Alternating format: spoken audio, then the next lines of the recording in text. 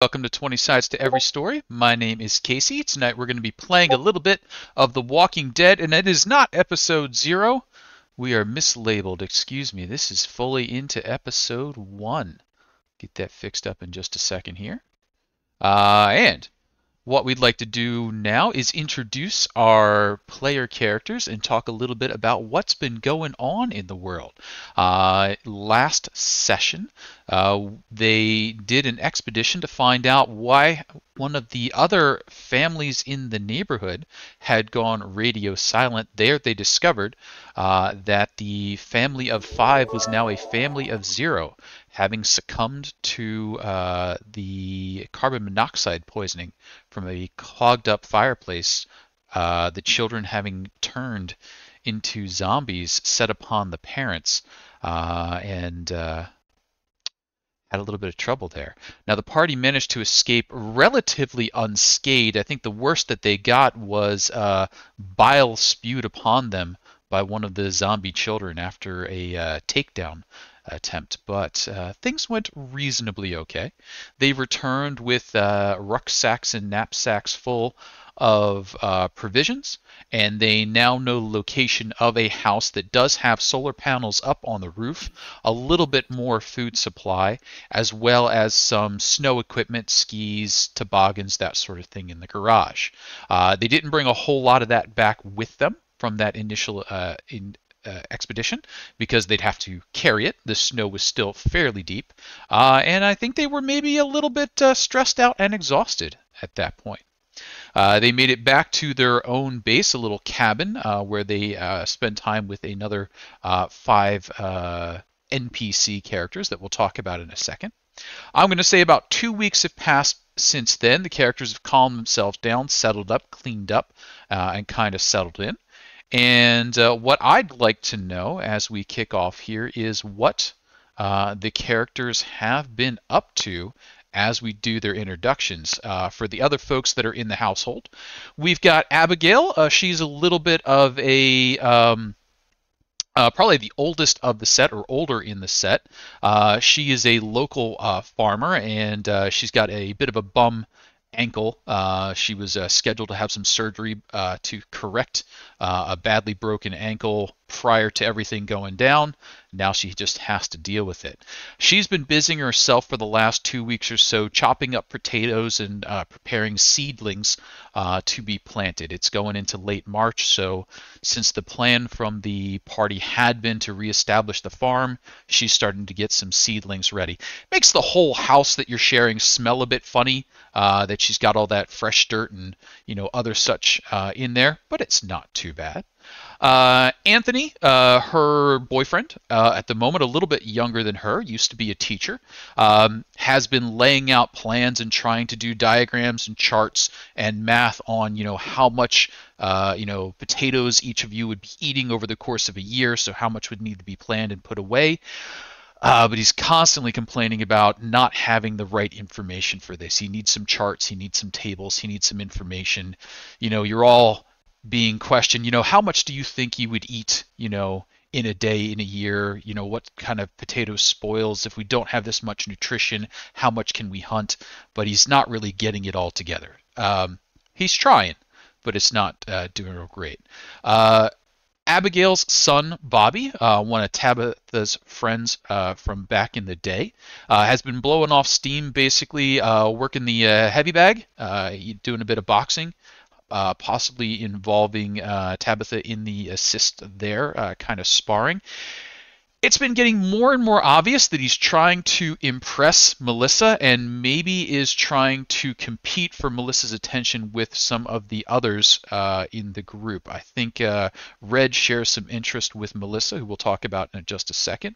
And Charlie may have come upon her surprisingly 1 or 2 times, and I believe has already tasted her taser, which she keeps at hand and is a little bit too jumpy with. Melissa is a screenwriter, carries around a big meat cleaver on her side, as well as a taser, big womp, and flashlight. She's decent at keeping watch, very, very jumpy, but you haven't put her in the field much. We also have Robert Young, who is Charlie's younger brother. Robert's still on the late side of the teenage years. Definitely wants to get out there and help, is trying to learn how to shoot, trying to learn how to stab, trying to learn how to fight. I don't think anybody's letting him learn those things too quickly right now. But everybody's sort of, yeah, you're the youngest. We got to take care of you. I don't know that he's really loving that particular position right now. But he's been trying to involve himself in some of those boxing lessons. He's walked away from that with a black eye at least once, accidental. But he doesn't have the feel for it yet. So, turning it over to our players, would anybody like to introduce what they've been doing for the past 2 weeks? And then as we come out of this, we will be asking for a dearly departed monologue where one person goes a little bit further into talking about somebody who has been lost. On the good news side, we haven't lost any players or anybody in the direct household. But they can talk about someone from their past or someone that they are making up. Tabitha, Charlie, Red, Jude, who'd like to go first as to what we've been doing for the last 2 weeks? How did you blow off steam after that adventure? And what are you feeling now?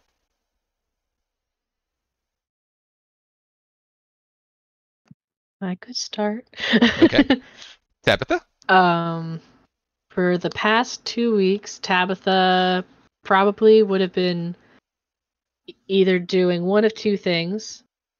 Three things. Maybe like doing a little bit of sparring, to kind of get the energy out. Helping Abby, get what she needs to like start up like the farm and stuff. Mm-hmm. Or 3, scavenging or looking around for alcohol. Something I don't think I shared from last time is because like when you make your character, you have to have an issue. Mm-hmm. Her issue that I chose is that she's an alcoholic. And so if there is alcohol in the house, it might not be too surprising to find that maybe it's just like a little bit less than you remember it being. And I think you had a second question. What was the second question? Or no? Nope. So it's what have you been doing for these past 2 weeks? And if you would like to be the volunteer, once we're done with this, we'll be doing a dearly departed monologue. Somebody will be talking about someone who has been lost. So if that's what it was. Think one of those, you can volunteer for that as well. But before we get there, Charlie, Red, Jude. I would say that Jude talked a bit with Abigail about kind of just like always, he kind of goes to her and kind of fills her in with how it went.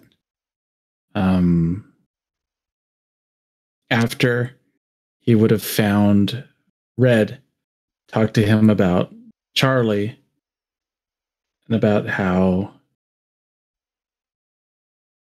we need to get him to listen because he's going to get us killed.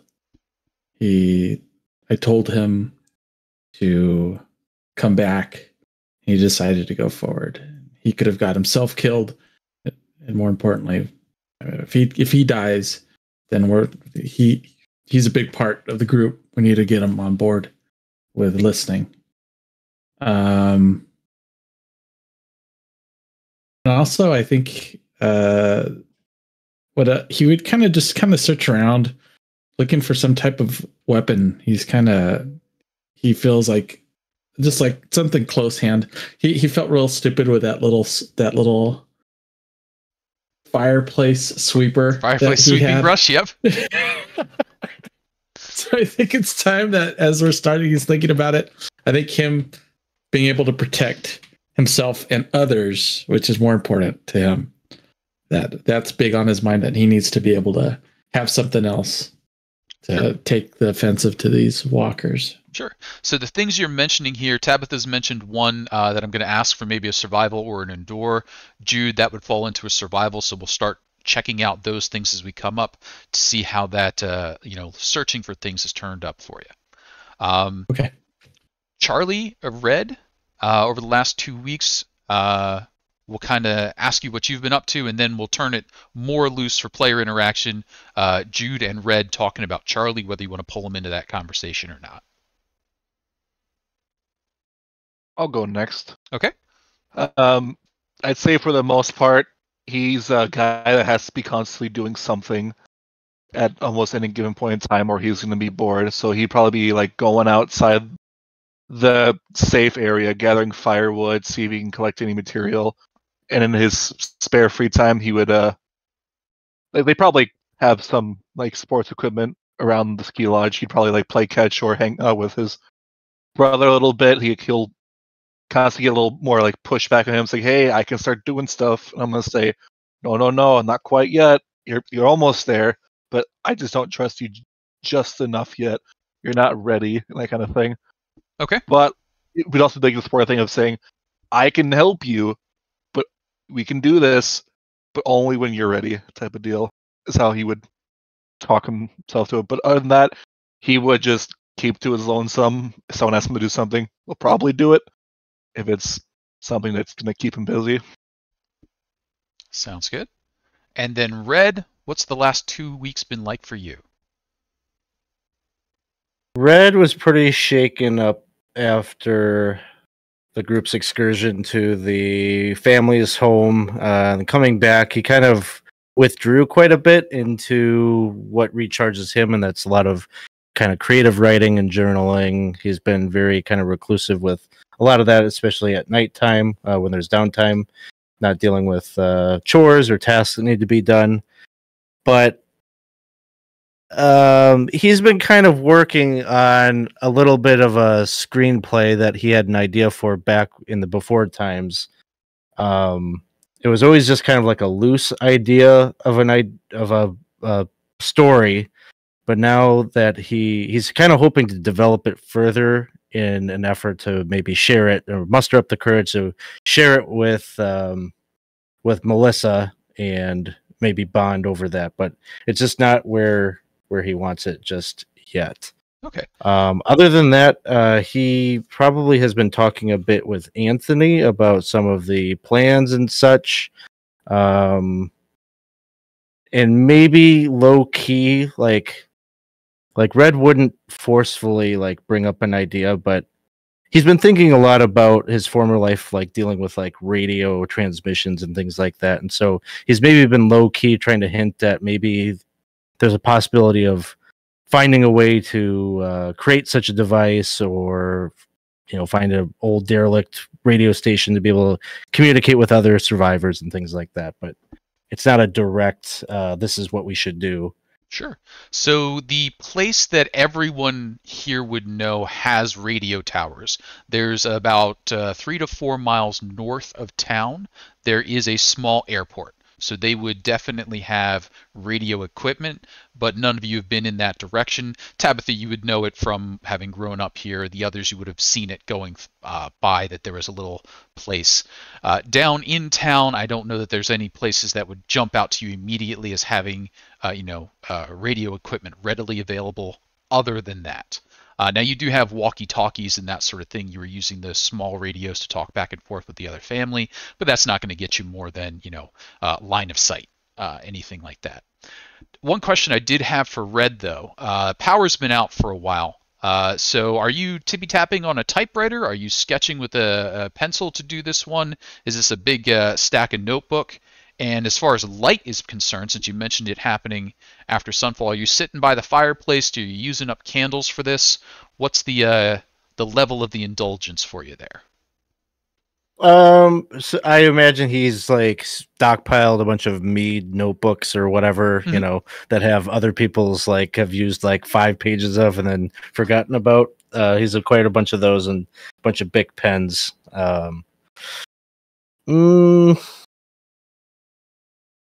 I don't know that he would do it right in front of the campfire or anything like that. I don't think he'd probably use battery life on it. Maybe he's pretty good at being inconspicuous, so maybe he is doing it around the fire, but just Sure.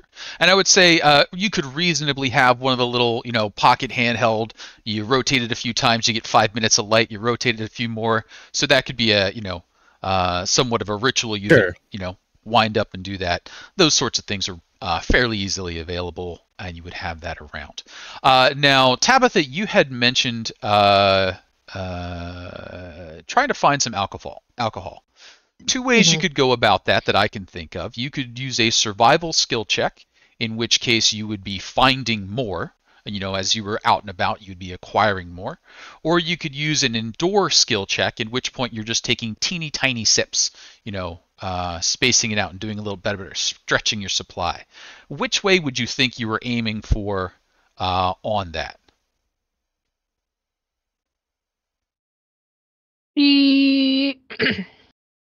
She would probably choose to endure it. Yeah, I think she'd choose to endure it. Yeah, so there is... Because she knows it's not what she should be doing, but she's just like, just a little here, just a little here and there. If you could, start us off with an endure skill check, and basically what we want to see here is some successes. If we see no successes, that means you don't have enough alcohol to... abate your condition. Okay. Oh, with 8 dice. With 8 dice, that is 0 successes. Now, here is the question. Either you do not have enough alcohol, and you will not have enough alcohol until the situation changes, meaning you can't try and find more until something else big happens, or you could push that roll, taking on a stress die, but maybe getting enough success. So wait, can you explain the first option again? Sure. So since you have failed, you only get one chance to do a thing. So until the situation changes, meaning you've now raided a liquor store, you will not be able to just incidentally find alcohol anymore. You are out of alcohol. Okay. The house is dry. Even the rubbing alcohol is used up at this point. Hairspray's all gone. The hand sanitizer. Tapped out. Oh no. You've sucked the last bit out of the cotton swabs. The Biore pore cleaners totally stone dry. Only 99 bananas is left, and no one wants to touch that. It's just a little bit of no shots one wants to touch that. This is really stupid, but I think she'll push it. All right, let's see that push. She's an alcoholic. Push. Still no successes, but it was not a critical... Oh, wait, hang on. It didn't come through yet. Wait. Did it? Or, wait. Yes, no, it did re-roll it. It did go through. It did re-roll it, just no successes. So... Okay. Still no successes. Am I supposed to have 1 stress, or... You should now have 1 stress after hitting that push button. Gotcha. Okay. Okay. I wanted to make sure I was reading that right. Okay. Tabitha good. has 1 stress. There is no alcohol to be found, and it is stressing you out a little bit. All right. First, the kids are dead, and now there's nothing to drink. You got it. Now, Jude, you had mentioned wanting to come up with a little bit of a better weaponry, I think. And I know last session we ended up with you with the fire brush swinging around. Now, in the household, there is some equipment, knives and that sort of thing, but you're looking for something that's actually useful. There's a wood splitter outside, but it's the kind that's got the heads that move like that to split the wood. So, yeah, it's kind of a club, but it's not great as a weapon. You could go for a survival check to find a weapon, or you could go for a tech check to build something.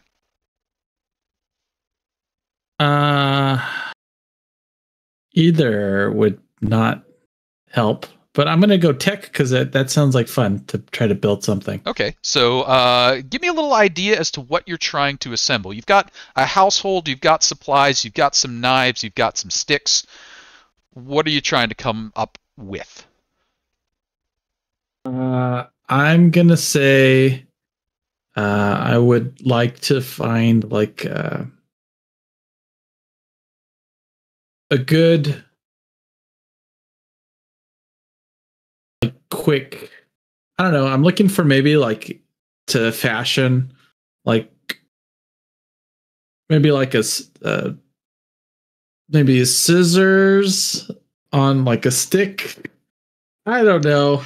We're He's going for a not very spear? Is that what creative. you want? Is a spear? Maybe like a something that he's able to quickly like Okay, so a short spear. kill. Short spear. Short spear. Yeah. Okay. So let's roll that. Oh, tech actually, roll. I'll go long. He'll go for like Okay. a 2, like a. Yeah.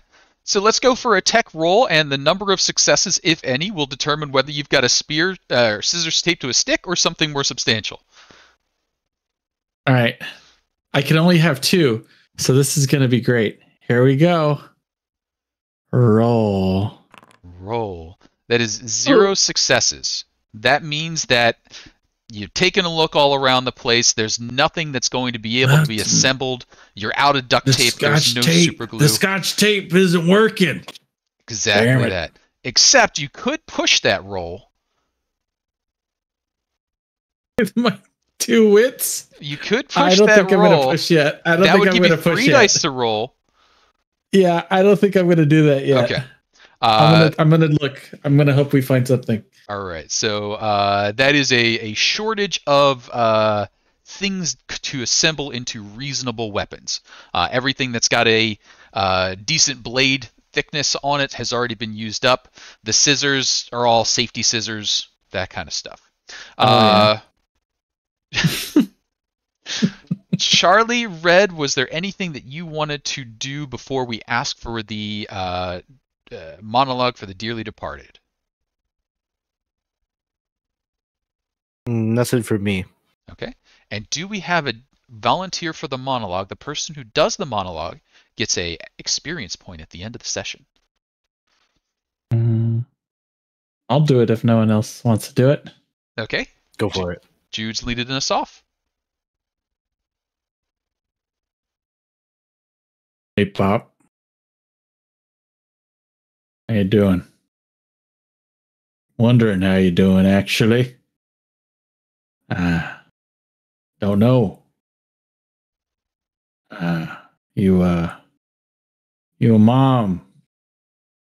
You know, things you taught me, I'm using, and I'm thankful for it. I truly am.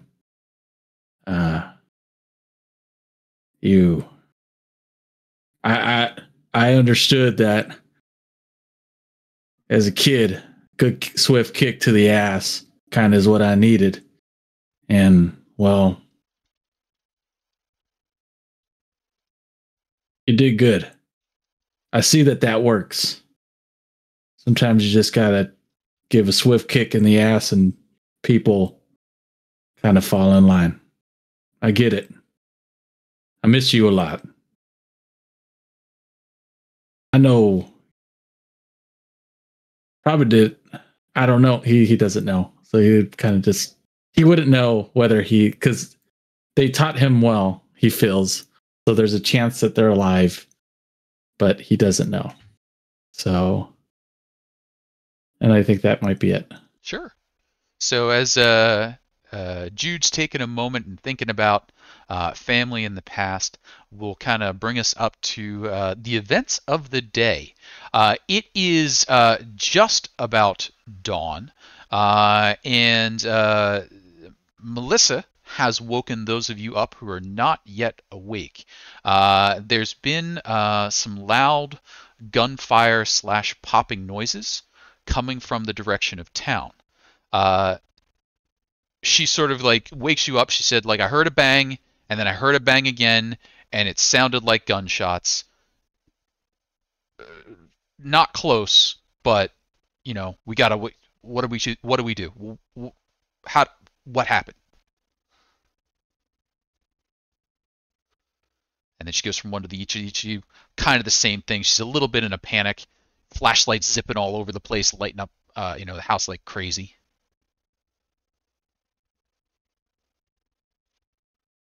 Well, there's a chance for another group in the area. It's a bit concerning. I mean, the family is one thing, but they were on their lonesome. An armed group is a considerable threat. We need to evaluates. Yeah, Chuck. Think you got it good. I think we might need to assess the situation. All right. Who's up? Red, you ready? I know you're up. Red. Yeah. We gotta go. You ready? You're always ready. Come on. Let's go. All right. We gotta go check it out. What about Charlie? What about me? Listen, we don't know what's out there. We gotta stick together. You gotta follow my lead. You got it? Right, because it leads us into such wonderful places, I bet. We're still alive. You're still alive. Think of your brother. Okay? And right about then, you hear a little clack, clack, clack, clack, clack, clack. Gunfire. It's got that kind of sharp retort. It's echoing fairly distant, down in town, but it's quiet. There's no city noise. There's nothing muting this, so it carries through here. Like too sharp to be thunder. Too repetitive.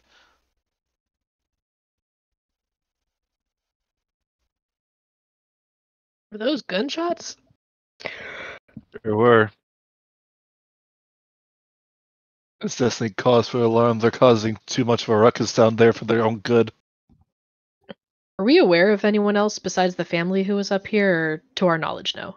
To your knowledge, no. The only folks that were alive in the area was that group over there, but you have not been to the far side of town, north of town, or south of town. Basically, you were going into town, doing some loot, and getting out. You left a couple of signals behind for the other family, had that little bit of radio conversation. There could be someone 3 miles down the road. You wouldn't know it.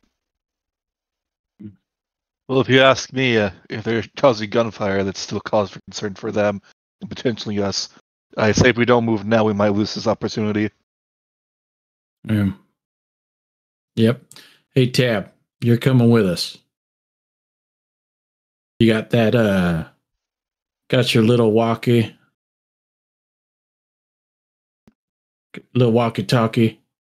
your handheld. Did I have a walkie-talkie that I didn't remember? I believe at one point, weren't we talking to someone? You do have a were little talking to them? walkie-talkie from that the family gave you. Oh, we did. Oh, that's right. Duh. Okay.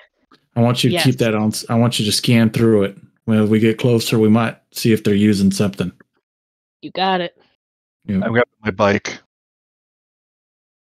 And he'll go off, grab the keys, his shotgun, and start getting his bike ready to roll out. Now, as you're doing that, Bobby comes along with you, pulls out his Vespa, about 200 pounds, little sets it up next to you. Abigail's like, no, Bobby. We need you here in case they come. And she's like, looking at the rest of you like, oh, don't worry, you'll do a great job defending the home front. And all you hear is the loud rev of a motorcycle engine begin to rumble outside. Don't worry, the bike looks great on you. Definitely more your style.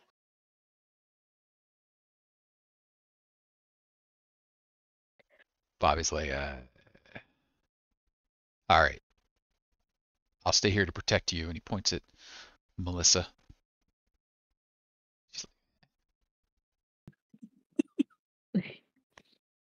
Players Tabitha have kind of give. received a boon from chat.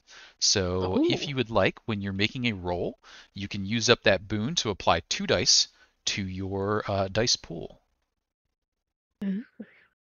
Thank you very much, Jeff. Thank you. Thank you. Now, it is still fairly snowy out there. There's probably 3 to 4 inches of snow in the middle of the roads, stacked up a bit on the outsides. There's been no traffic through to compress or move that snow around. It's just kind of drifting that way. So where the lanes are open, it blows out of the way. piles up along the sides there. Just around your area, you built up that little wall that you dug out, but you've left yourself a little gap that you can get out there with the bike. Now, there is the Vespa that Bobby has. There's the car that Abigail and Anthony have. There is Charlie's motorcycle. And then I believe someone else had a pizza vehicle. That's Red. Okay. Red had the full Do we Pizza also- Planet truck. Okay. Do we also grab the snowmobile from the family house? I don't Or believe we it was leave it? brought back yet because that would Okay. involve starting it up, and snowmobiles are loud. So if you want to go over and get that snowmobile, you could, but so far that garage is still untapped resources. I'm good with the bike. Red, you feel like driving? I can drive. If you think. I mean, unless you want to. No, you're good. There's not a drive skill, is there? Is it? Do you have something? You might have something, right? That Is it mobility? Or is that just for like moving as agility stuff? I believe I have I don't know. talent, maybe. Was it? I don't think so. Whatever the skill was, I put a point in it. So if it's mobility, I did put a point in mobility.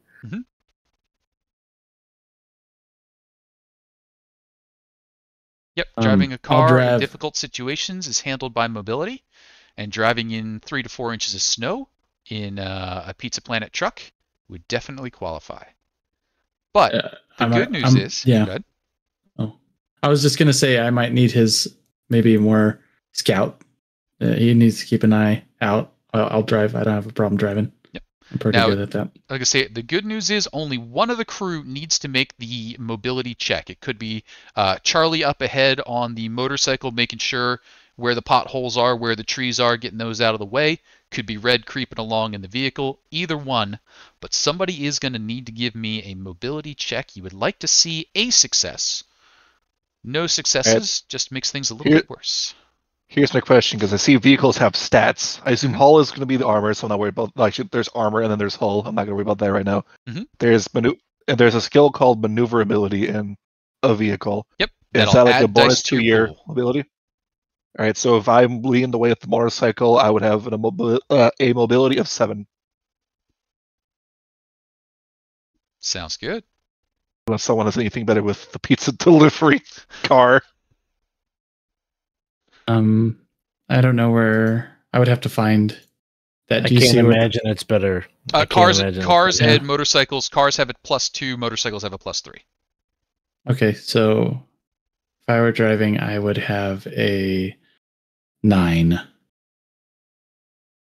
I was driving that.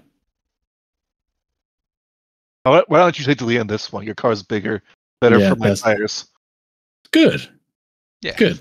4 wheels laying to in the- stop I'm the laying in vehicle the back. instead of just 2. I like that, Chuck. I like that, Chuck. This is gonna be a good one. All right, I'll go ahead and do it then. All right, car starts creeping out. You turn onto the unplowed, snowy road, starting to head down to town. Let's see that roll. And I add 2. Okay. Roll. 2 successes. 2 success. All right, you're able to maintain control. You're going to be able to head down in a controlled fashion, down the windy roads, snow crunching under the way, Charlie following along, moving back and forth. Now, looking ahead into the situation you're heading into, that would be scouting. If somebody would want to do the scouting. Jude is currently occupied driving. Who is Right. taking a look at what's ahead? I could do that one. And Lyra Lou has redeemed a player reroll as well, so we have 2 in the pot, which could add 2 dice each to the roll. Must be declared ahead of time, though. Thank you very much. The scouting doesn't work. Maybe it's just a little bit too much noise, a little bit too much going on here. The light's wrong. The shadows are coming from the wrong direction, unless we push that to maybe get a success and see what's going on up ahead.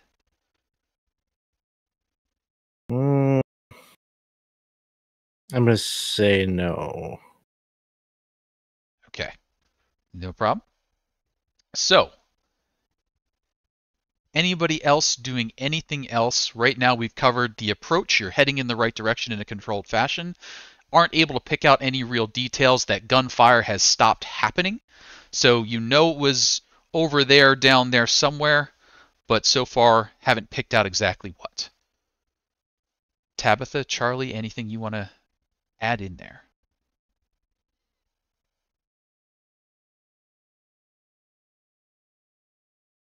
What would survival do in this circumstance as we're approaching? Survival, there's nothing to track yet, so would primarily be if you wanted to find something on your way down there or recall something about the area you're about to head into. Okay, then nothing at the moment. Okay, sounds good. The only thing I could think of is maybe stealth, but I don't know. Yeah, no, absolutely. Yeah, stealth is a great Give it a option. try. Try and keep things a little bit quieter. Warn them when they're getting aggressive on the engine, or tell Charlie to put a potato in his exhaust pipe. It's not my best option, but I'll give it a whirl. Sure. Stealth. Roll. I messed up. Oh, you messed up. What are you doing with that potato? Stop it! Don't potato that. What are you doing? No. So having messed up, that was a zombie on the die, on the stress die. So I think off the little joking that was happening there, Tabitha tried to shush Charlie, and I think Charlie just ronged it. And yeah, you're making noise as you're coming down. It could be a combination of, the noise that Charlie's putting out there, in addition to, as Jude's bringing the vehicle down, it's sliding, it's squeaking, you get a couple of tire squeals out of it. And Tabitha, just as you're trying to keep it quiet, it's going backwards. Gears are grinding, that kind of stuff's happening. Ooh. But you will arrive in a place. And that place looks like this. Now, the area is snow covered, so there is 2 to 3 inches of snow in the center of the roads. Some of it's drifted off to the fields up against the side of the fields there. You can see up ahead on the road there is a pair of cars that have collided. It looks like only one of them was moving. The other one got snow over top of it. And you can see some wheel marks where somebody must have lost control of the vehicle and smacked into that other car. The more recently moving vehicle has a military styling to it. It's not quite a Hummer, but it is a Jeep that's got the big wheels, the big fender rails, the tanks on the side for fuel or water, the spare tire on the back, kind of the canvas hood going on there. The vehicle appears to be abandoned, and that's what you're able to see kind of from the distance there. Currently, our zombie threat level is a 2. Get back down there. Casey, are we supposed to see something on the map? Are you nuts? Oh, hang on. It's dark for us. Lighting. Or at least for me. Token vision. Yeah. Me too. Exploration. Save changes. How about now? Ooh. Yep. Oh. See it. Now we can see a Yeah. map. Sorry about that. This is the So, record ring too. Yep. Oh. car wreck right there. You're coming down from the western side of the map, so you came down the roads from the mountain heading in here. Off to this direction would be the main road. You can see the awning of a gas station right there. You know that there is a church over here. You can see a little steeple with the bell tower up there. And I'm sure Tabitha knows about this dive bar right down here. Yeah. All right. So with that little bit of information, seeing the vehicle set with the scout fail, We don't have any more immediate information available to you. But what are you all doing as you're creeping up on this scene? I haven't seen a vehicle like that since New York.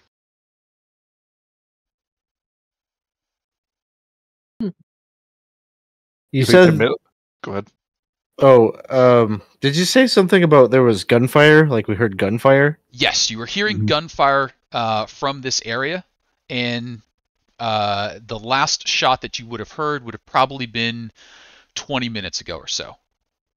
Any So bullet holes in these vehicles that we see?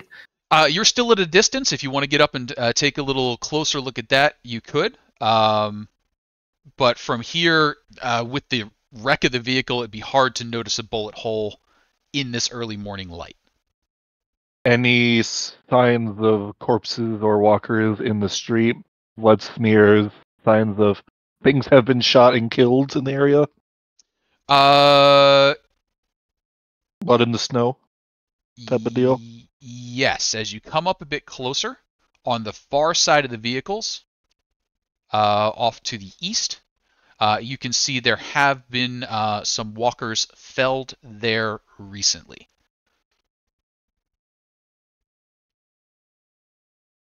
You got it. So right around that area there, there's a couple of walker bodies laid down.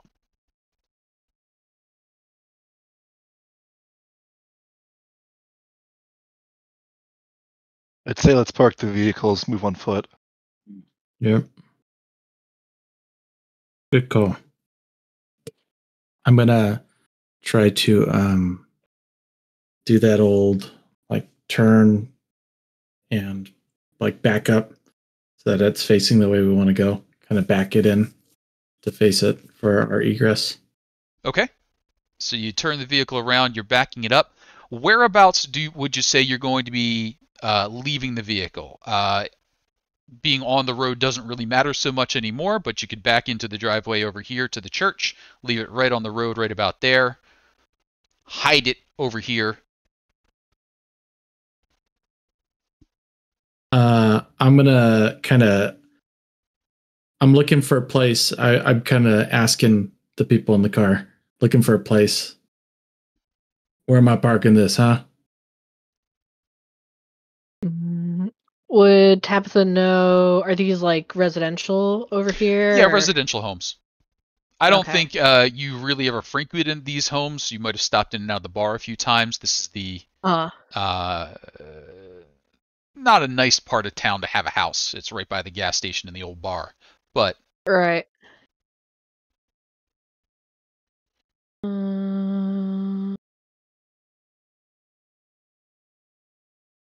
If only we could park near the bar. Because I mean, you said that there were walkers in the no, so area, there's or did I two mishear downed something? ones right here. You don't see Oh, any okay. moving at the moment. At least you can see two that have been downed here. There might be more laying down behind the car.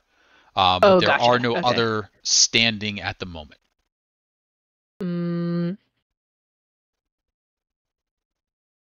I mean, I'd probably say maybe near the fence of the church. Still be on a road. What do you think, Red? well, I mean, we could keep it on the road. I don't know. Do you think we're pretty loud? I don't know if we really need to hide it. I could keep. Alright. I could stick near it. If you want to look around a little bit, I could be ready to go if trouble happens. Keep the engine going.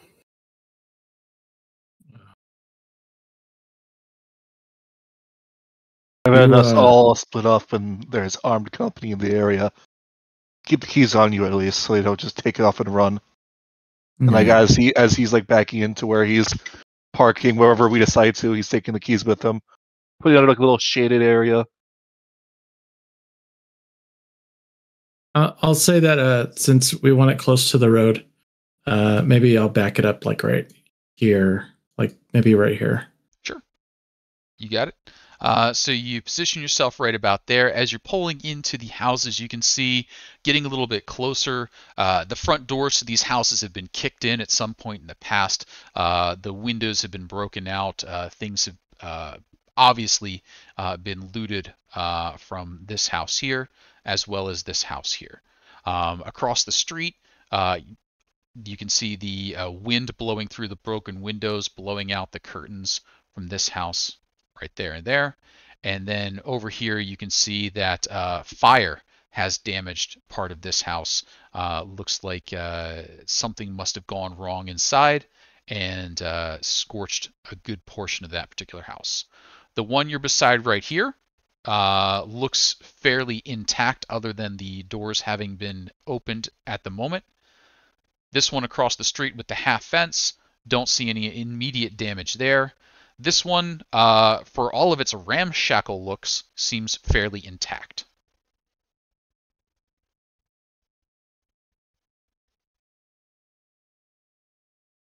I mean, obviously, they probably heard us coming. I can't tell monkeys behind from a rock here. I don't know if that, whatever that means, but does anyone see any? I'm going to look back to you guys as I'm like closing the door. Anyone see any like tracks or something? So we're gonna have to get closer to figure that out. Mm-hmm. That would be Perhaps wherever something they that's crashed, they ran off. that would be something you could deploy survival for.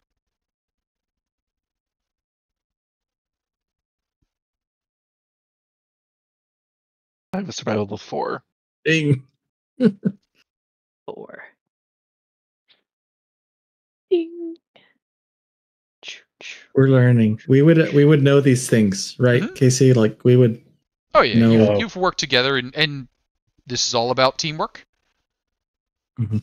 It's your base ability plus the skill. Correct. I have 5. Ooh. That'd be you. And have any of these houses been marked with the like the symbols that Red has done in the past? I don't believe you've looted this area. Okay. Hey, Red. Go ahead and give it a look. You're always good with stuff like this. That is pretty good. 2 Nice. successes. Red, you're able to see the tracks where the snow has been set through. Now, there's been animals through here, there's been walkers through here, but recently enough that you can say, you know, that's from the last bit of freezing rain we had. Walkers have left these buildings. So the buildings that are on the south side nearest you, they headed over towards that car crash, and then they headed out to the east, and you would kind of lose track over there from where you're looking at right now. If you were to continue over to the east down the road, you might be able to follow it further. But right now, that's about what you can see with those trees in the way in the house right there. So that path is like where we lose them is over here. Yeah, about there. So right now, I'm guessing that you're staying kind of by your car, heading out in this direction, taking a look around. You're seeing that walkers have left these houses. They've headed in this direction. And getting to about here is where the sight line would kind of cut off for you. Between the trees, the cars, and just the distance, you'd need to get closer to that direction.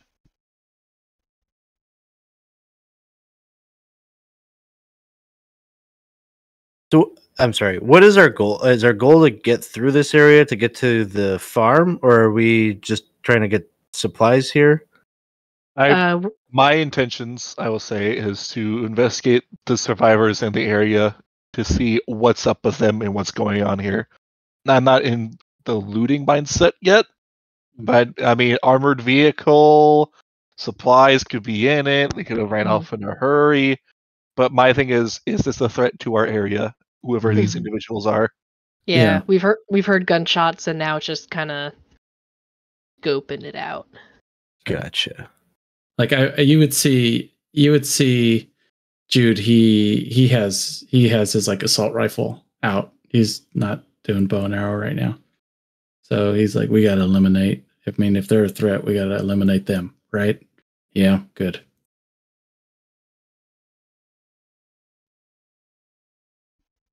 Repeat that for me one more time. If they're a threat, we are going to kill them. And then he asks, but he really doesn't ask. He goes, yeah, good.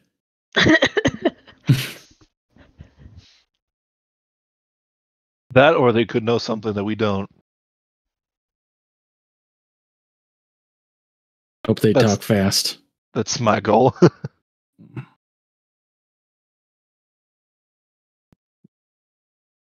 And if no one's claiming to do anything right now, I would start heading towards the site of the accident. Sure. I'll Start moving follow, up the but road. like keep an eye elsewhere. You got it. Charlie, moving a little closer to the accident, you can see basically the vehicle lost control as it was coming down the road. It then hit this other vehicle.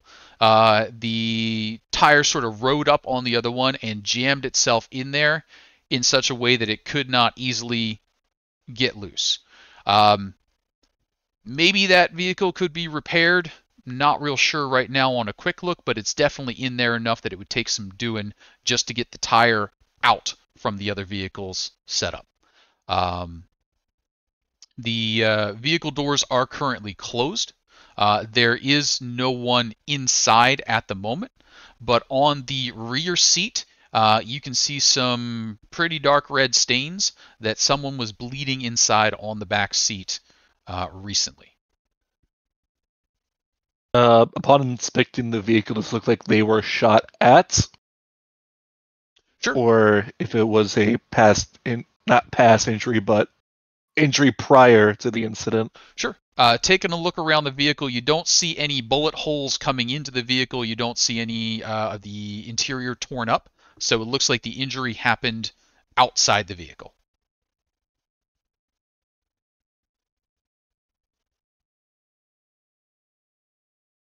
Anyone want to do anything else before I keep going forward? Now that we're closer to the vehicle, is there any other details to like pick up in the surrounding area or no? What sort of thing are you looking for? Probably the main thing, since there was like a bunch of gunshots and our car maybe made a lot of noise. She'd be looking for walkers and or people. Sure. So with Red having come over in this direction and sort of keeping an eye on the set there, you would say that the walkers in this area have headed down towards the bar in this direction. You can see the trails kind of shuffling their way through. Red, you might be able to pick out one or two cleaner sets of boot prints. As compared to the Walker Shuffle, some folks that were picking up and putting down their feet heading in that direction as well. But once it starts getting to about this point, it all gets a little muddled track over track. You can see a few other trails came down from the north over here, so you can see some breaks in the snow coming from nearer to the gas station in that area. So it seems as though most of the walkers have funneled down towards the bar at this point. I think we know. I mean, it's pretty clear where these people are, right?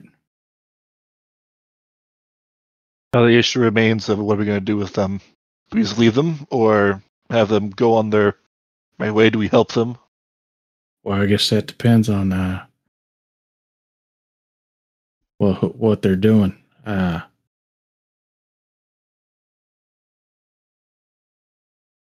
I mean, if they're any use to us, they will still be alive, right? So, Better than being one of them.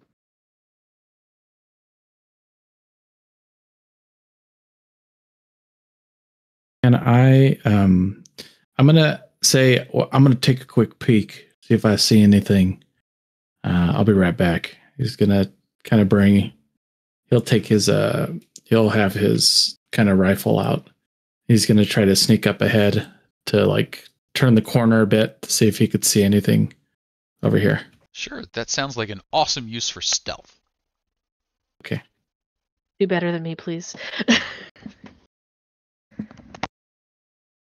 As he's Do you want to use one wandering- of the boons? Yeah, I'm gonna use one of the boons. Is that okay? Yeah, Might as absolutely. well. Boon deployed. So that would Add be 2 dice. 2.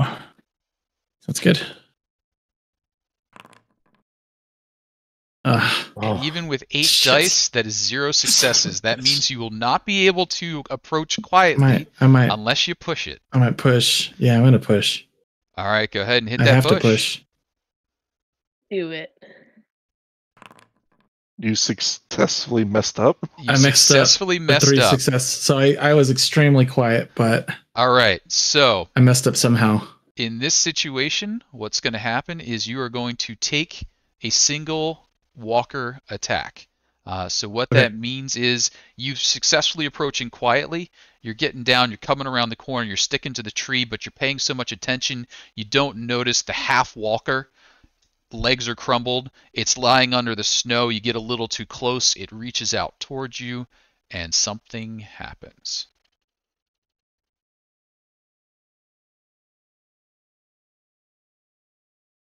And what that's going to be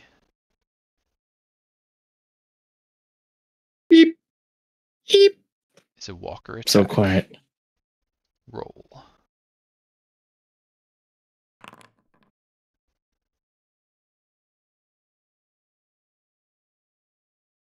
You fight it to the ground. What seems to take Quietly, like right? forever. Like Good.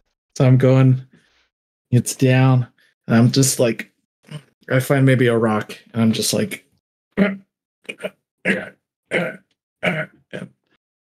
Finally kill it. You do take a point of damage. You already took your 1 point of stress, so you cannot take 2 points of Okay. stress in the same round.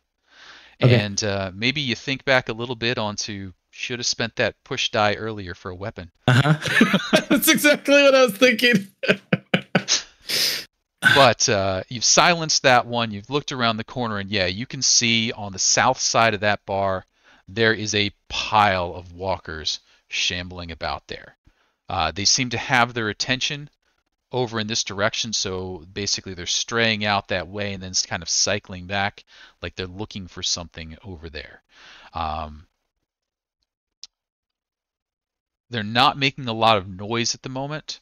You don't hear anything coming from inside, just kind of the quiet shuffle of them in the snow. I'm gonna head back. Okay. And report. I'm a bit. Oh, you see me? I come back a bit bloody.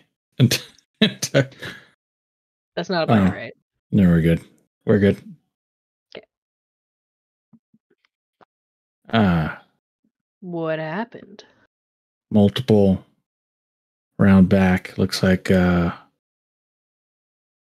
probably still alive. Looks like they're looking for something. There's a lot over there.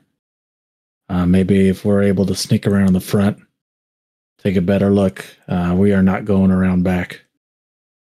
If you want to communicate with them, you could do so. I might say that it might be the safest, but we will only have a little bit of time to talk to them before these zombies, or whatever we call them, before these bastards, The Shamblers. the shamblers, decide to Spiders. get our attention. Fighters.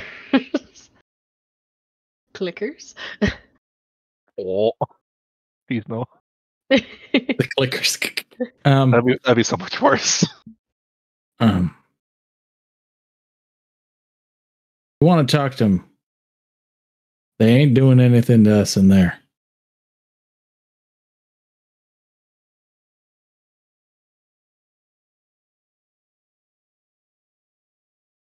Jack. Well, personally, I would rather not have them suffer inside of a rinky-dink shot-down bar of all places for their death. Ours over there. Is that what they're in? There, I think yeah. they're in this- the- Oh, is this I the would- bar? That's Oh, the I bar. thought that was the, I thought that was I the would bar. know that this is the bar. Yeah. Oops. What is this? This, What is this so up this here? is the bar Oh, right gas here. station. That's the gas station Yeah. up north. Yep. Bar to the south, gas station up north. Yeah, no, that's the bar. It's up there. This is the gas station. He's gonna like double down because he doesn't want to be wrong. I guess the question is, we try to want to lead. Go ahead, Red. Nothing. I guess the question is, we want to lead the walkers away before trying to enter the bar. I mean, the gas station would be a good spot to give them the slip.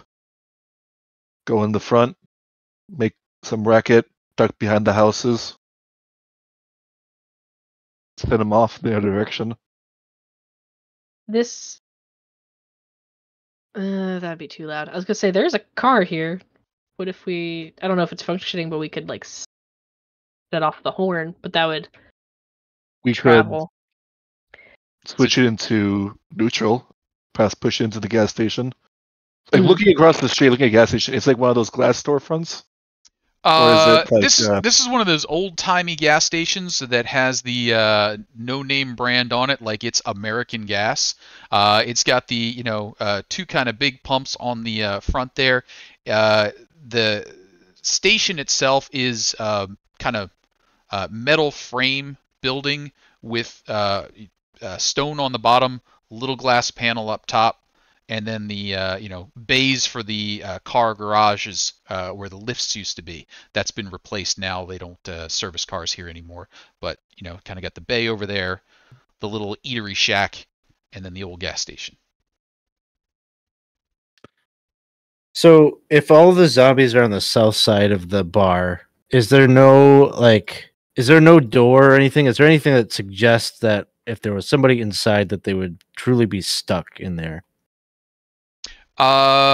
So there is no door on the front there. The door is around the side over here. Okay, so it is where like the zombies are. It is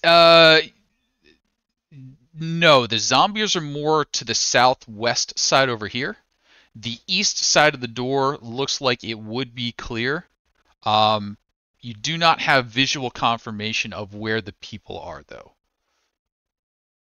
my best guess, the reason why they're not moving is because one of them's already hurt. Yeah, they're down by the dive bar. Yeah.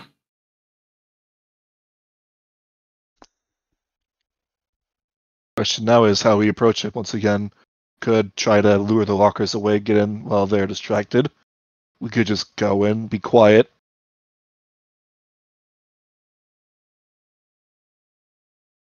I could take the motorcycle, rev the engine, drive the other direction. That would get their attention. But then you'd be on your own. I'm sure they're not going to catch up. Oh, they wouldn't. See, the thing that we're forgetting is, are we trying to help these people? We are trying to help. We don't even know what kind of people they are.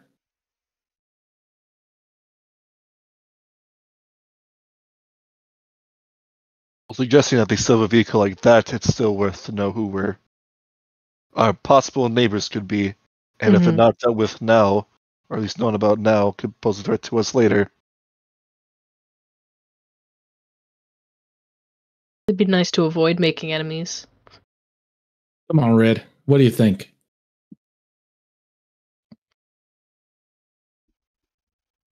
Right? You think that we can't? We don't know, right? I mean, if there's someone hurt, maybe we should help them? Or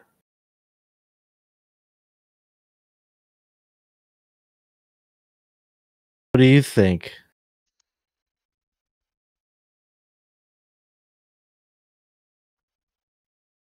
Yeah, I guess seems like you all want to help. Yeah, we'll do that. So I think we're doing that. You want to go rev that engine then? Is that where you're thinking? Unless you don't want me to be here. I feel like there was a whole lecture that I was missing out on me going off on my own, and you're also happy to get rid of me already? I am. Right now, I really am. Yeah, fuck you too. The thing I is, could do it. I could do it. Oh no, you're important, man. No, you're you. We need you here. Here's an idea. I see a vehicle down there by the thing. If it has the battery still, the engine It'd still hopefully work. If not, at least the horn. Perhaps we can take one of the dead ones already and lay him on the horn. Like lean one of the bodies that are already there against the horn. Our horn. Oh, let's get a stone. What the fuck's a stone gonna do on a car horn? Are you insane? What, I see you trying to do putting a stick and scissors together. You think a stone's gonna work? Why not? Why wouldn't a stone work? It's heavy. Car horn. Why are you gonna put it there? Listen, I'm just coming up with ideas. Okay, If it's a dead body, Both ideas are good. yeah. I thought, well, mine more so, but you don't want to touch that dead body. Well, if it's the dead body, then they have something to snack on, and so it might keep them there. I haven't seen them bite each other, so probably not on that end. I mean, we could continue doing this, but then end up. I feel like if we continue talking about it too much, We're sure taking a lot of time just to figure out, just make some fucking noise to the that north. means that I'll probably end up. It'll work out for me because the people inside are gonna be dead. I'm gonna go pick up a body. I'll help. I will shoot them. Understand that, y'all. Everyone understand that if they are a threat, I will shoot them. Do we understand? Not doubt that. I mean, Okay. if you think so, like, you'll know. Like, you'll know. So Hell yeah, I know. Tabitha, you head over and you start gathering one of the bodies for this plan.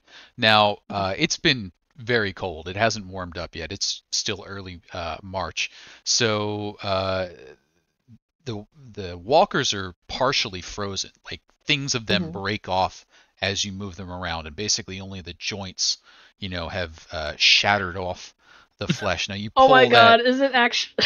You pull that one over, and pieces of it are kind of set there. You can see the head has just recently been obliterated, so there's shards of that all over the place. It looks like it was you might not know, but you've got some army folk in there, semi-automatic fire, couple of rounds. I'm going to interrupt you briefly because I said I'm going to go pick up a body, but may I check the bodies before I pick them up? Sure. Make sure they are all shot in the head first Sure. before I go and just reach for a body. You're like reaching down, you're like, we're going to double check this. This one's head's obliterated, so this one's as safe as you've seen them be. And you give it a little poke to make sure. The other ones, there's a couple around that maybe yes, maybe no. But we'll say that you go check those out, and you've got some sort of weapon on you, right? I have a shovel, so I can be at a so safe distance and go nudge nudge. Red is going along to help with that also. Okay. So you've acquired a body which can be used to, I guess, lean against the car horn and wedge the leg on a gas pedal or something. Stone would have been fine. We could use the stone to prop the body.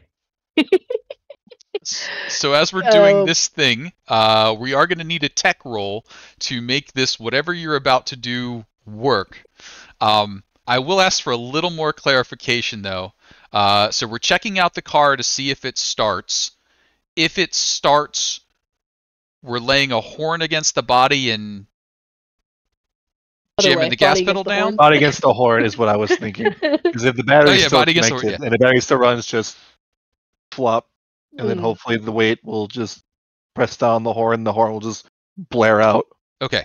All right. So go ahead and give me a tech. We would like to see a success from whoever this is. That tech will be a combination of getting the vehicle car door open, checking the horn or at least the battery without you being next to it when it goes off, and then having the plan go into action. I have a 4. 3. Not a technical skill. Got a boon. So you know that I'm not. We still got a boon. You've got a boon. Did you use a boon? Do you want me to roll it, Jenna? I'd say yeah. Okay. Especially since I have a stress dice already. Right. Boon deployed. I need my booze. So do I just put 2 bonus 2 dice? additional Is that dice. What I do? Yep, 2 bonus dice. Ooh, Success. Nice. All right. So the vehicle has power. You're able to get into it. It's got the kind of horn that you can lay a body up against, and it'll blare. And the plan is once the body's laid against the horn, walkers should come to that, so you'll be getting somewhere else. Where is the somewhere else that you're planning to go? Or what's the next stage of this plan? I imagine it's this car, right? Yes, the brown one's the one I think we've been talking about so far. Okay. Or did Oh, we? that one down there. Wait, which one are we doing? Oh, yeah. Oh, I didn't even... I forgot about that one. We can do that one up there. Up north or southwest? I feel like the north Maybe- one. The would be north one better. would be better, Uh-huh. so we don't have walkers on our way to get back to our car. Mm-hmm. And then Okay. we can loop back around the building and kind of make a big circle back. Okay, Yeah, I think that's the way. sounds good. Hey y'all, you think that gas station over there might have a car we could use instead? Right up to the north, that gas Oh. station. Good. You know what a gas station is. I'm very proud of Yeah. you. So Perhaps your brains are full of rocks after all. You head Hey, over look to at that that gas gas station. I station. bet there's a car there. you go All right, now. inside, you fetch the keys. Lean the honk.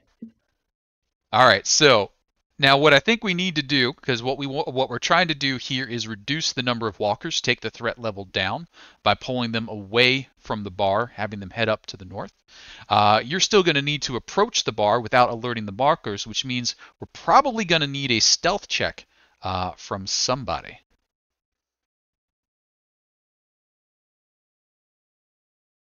I have an 8. Oh my god. I got a 4. I'm at a 6, so probably you, Red. 2 successes, no problem at all. You're able to navigate your way around. You can see the walkers coming up, first in 1s and 2s, and then a little bit more heading off. They're coming out from both the left and the right-hand side of the bar, so it's sort of a steady stream of them. You could wait a while, maybe as long as 20 minutes, a half an hour, for them to all come out, or you could head around and then come in through the trees to get to the back while they're still sort of stumbling around in the front. Are you giving it time, or are you moving with some urgency? Or risk the chance of the body falling off the car horn. I think sooner the better. Hey, yeah. Okay. You make your way around to that south side of the bar, and what you can see is the big garbage bin has been moved recently. You can see where it's been shoved off to one side and pressed up against there.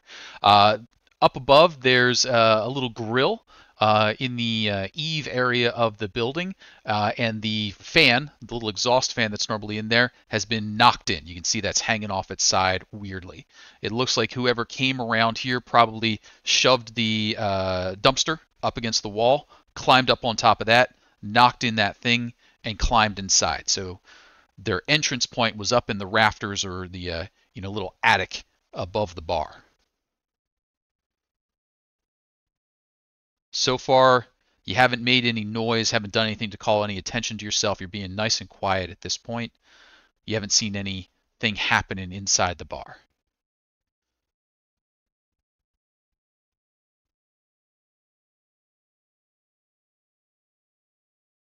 Red is just like sitting nervously. Yeah, His yeah. gaze is scanning between Jude and Charlie to see who's gonna make a take want me to- command. Go ahead there. Bureaucrat. Go ahead and get your people. Bureaucrat, that's someone that talks to someone else. I'm gonna go ignore the open attic thing and try and check the bar door, the one that a normal person would use. Sure. You head around to the bar door, and it's one of those big metal doors. It's got lots of dents in it from times gone past. Big lock, chain on it. Any physical lock? It's a big lock and a chain on it. So it's someone's looped chain. It's got a padlock on the door. peeking through the window. Is there a window outside here? Yeah, there's Or windows. no? Any signs of people, walkers, or nefarious individuals? Let's call that a quick scout check from you.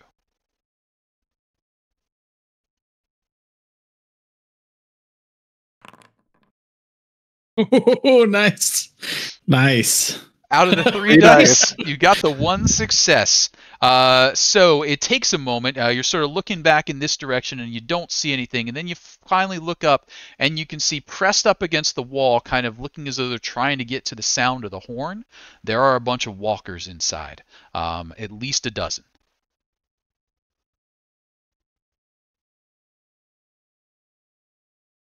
Well, it seems that the front door is not a great option. Perhaps we should just go on top of the dumpster where they're at. Why don't you just call him from here? There's no reason for you to get in line of sight. You call him from here. You want me to raise my shovel to kind of signal that we're here? Or, you know what, you can do it.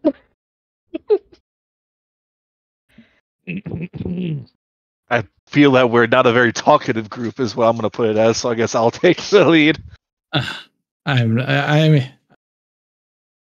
I will gesture myself towards the opening on the wall.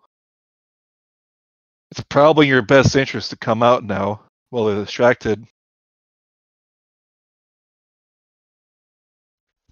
There's a few ticks, and then you hear someone's voice from inside say, "All right, who are you, and are you friendly?" Well, considering that there's a fucking car horn going on, you can consider yourself lucky. We're friendly in this circumstance. All right, well, we got a wounded man here. We could use some help. My name's You Roger. bit? No, some asshole set up a shotgun trap, opened a door, and he took some bird shot to the gut.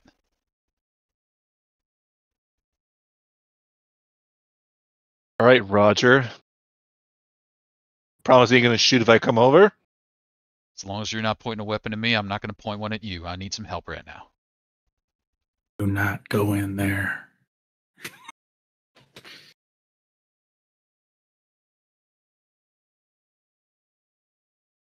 Who's hurt? Who are they? It's one of my bunkmates, Gunter. We're going to need some medical supplies, gauze, something to stop the bleeding. Any of you have medical training? I got herbs. I would have basic. I would have actually. He would have a little bit. He has basic medical gear on him.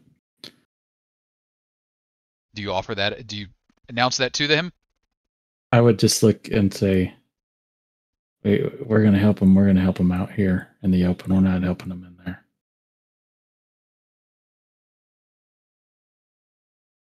Here's going to be the deal. That horn's going to go on, only to go on for so long. By then the walkers are going to move, and we're not going to have you be any good to us in that building. So I recommend, in all of our interests, you at least leave the premises. We can get you help then. All right. Hang on, we're going to need some help getting Gunter down. He took a bit of hurt just getting crammed up here, and it's not exactly stable in here. So you can see some shuffling. Avoid the front if you can. There's a dozen walkers in front. Say that again? I will make them known of. There's a bunch of walkers in the front of the bar. Avoid it if you can. We can hear them moving around down through the ceiling. We didn't want to pop a hole down as best we can. We're trying to stay unnoticed, but here we go. And you can see him kind of back out. As he moves out, he takes a look down at you. You can see he's got fatigues on. He's got a fairly heavy coat on top of that. He's got an assault rifle slung across him as well. You can see he's got packs, big backpack on the back, and he's kind of maneuvering his way out there. He says, "Look, I'm putting a lot of faith in you, but Gunter's not going to make it if we don't." Kit hand, and he sort of starts helping. He's looking at the drop. It's got maybe 4 to 6 feet that he's going to have to bring this down. Sorry to ask, but can we get a hand here? I would help. On 3. All right. And what we're going to need is we're going to need the equivalent of a strength check, which my brain has just failed me. I want to say it's might or something along those lines. Force? Force. Thank you, force. To successfully bring Gunter down without making the big booming sound that happens when you collapse the lid of a. Everybody knows that sound. So we don't want that to happen. So who is handling the might to make sure we're standing on the edges? Force, excuse me. Oh, Tabitha, you're stronger than me. Oh, Damn. Tabitha's got it. 2 successes, no stress. Gunter is passed down, doesn't take any more damage. You can see he's got a pretty dark spot on his uniform. He's got stuff kind of piled up on him. He's been wrapped up a little bit, but it doesn't look like whoever did this knew much about what they were doing. You got him down. He's sort of biting off some pain. Kit and Roger come down. They look fairly clean cut. Their uniforms look to be in decent condition. They've each got big duffels that they're dragging down from there as well. You can see they've got a decent kit of supplies. Their weaponry looks good. Jude, excuse me, you the soldiering back down, correct? Yes. You would notice that they have used up most of their ammunition, but not all of it. So where spare clips should be, there are not, but the guns look like they've still got a couple of rounds in them each. Or they're making a very good job of faking it.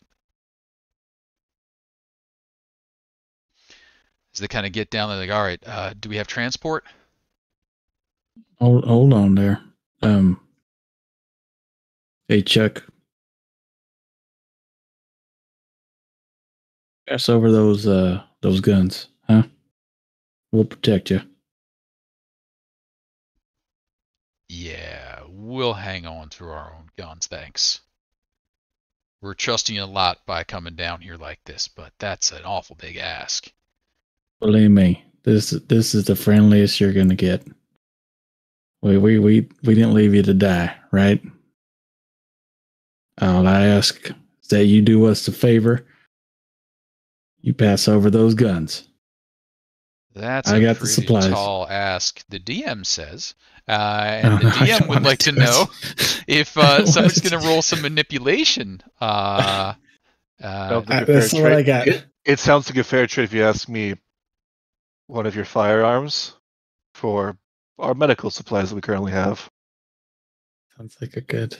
If we're talking a trade, we need those medical supplies more than we need 2 guns. How about that manipulation check there? All right. I guess I was the one doing it. 2. So I got 2. yeah, I have 3. I'm just so that we understand. Like, but hey, what do you have, Tabitha? I have a total of 2. I have 2 empathy and Oh my 0. gosh. I have 0 in everything else. I feel like Red has something, but I feel like Red would be a lot better at talking, but I'm not sure. But he he's probably looking at Tabitha like, can you believe this shit right now? She's doing the same thing. She's like, this is crazy. I will say this: if I am threatening them, it's a 6. Okay, so I will say, here's the thing that can be helping. Since you are helping each other, each person that is helping to convince this can add a +1 to the person's skill roll up to a maximum of +3. So far, I've heard that Charlie's helping, Red's sort of snarking in the background, and I'm not sure what Tabitha's doing. So... Okay. Sorry, getting back into the scene of what's happening. Jude has asked them to hand over their guns. Yeah, Jude was saying, give us all your weapons. Charlie sort of said, let's dial that back a little bit to a trade. 1 weapon for 1 set of medical supplies. Our healing. Yep. Hmm. Tabitha, have you got anything you can contribute to that? I thought I did, but now I'm not entirely sure. Maybe the thing like Jude, do you actually like do you have medical supplies? Because I have like that bag of medical herbs, but I you need do. like I do. Okay. I have gear that helps me with Okay. it. Mechanically, it gives me a +1 to Gotcha. medicine. Okay. Mm, I would probably be like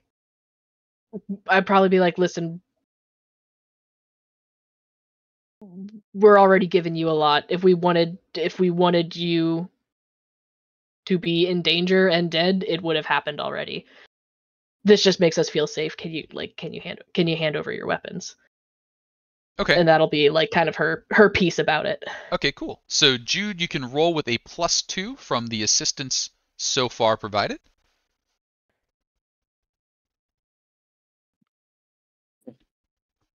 Sounds good. Manipulation +2. Manipulation +2. You get the benefit of any stress dice that you have. Oh yeah, I forgot about that. Yeah, That's so gonna be great. Your stress dice will be included in there. I'm helping. Here we go. Oh, So 0 successes, but not a bad fail. That means that at this point you will not be able to convince them to give up their guns unless you push it. I have to see if I've rolled. Oh, it doesn't matter if I roll a 1. It's just if I. It would only be a 1 on the zombie die, which would come up and say you messed up. But this would then give you 2 zombie dies, 2 stress dies. No, I'm just checking if it's the zombie die. That's right. Yeah, I'm gonna push. All right. I'm gonna push. Push I'm not button. planning on. Red, you didn't. I mean, What? maybe he's probably kidding. He's joking. come on, you piece of shit! Fucking get it right. Do it. Hey, 1 success. You did not mess up. You got Gotta get it. manipulated. So Go give him your guns. Give us your gun. Kit's like, What do you say? Wait. come on, Roger. I mean, think of everything Gunter did for us. So Kit sort of unlimbers the gun, hands that one over to you. As you do so, you take a look over at Gunter. It's gonna take a check to get him stable. At the moment, he is bleeding. Not out right now, but he is definitely in bad condition. Do you want to try and transport him first? How long would that help him here? How long would it take to try to do that? A couple Depending of on the minutes success, to get or... started. So basically, you'd be a couple of minutes just getting the clothing, getting what's on him off, taking a look, assessing, immediate first aid. You're not going to be picking bullets out while you're here. This would be just to stabilize him more before you transport him. Okay, yeah, we're gonna do this here. I will. What's your? Who doesn't have a ranged weapon right now? I was gonna hand it to Red. All right, Red. Yeah, we're gonna we'll toss it over to Red. Okay. What was it that he got? Assault rifle.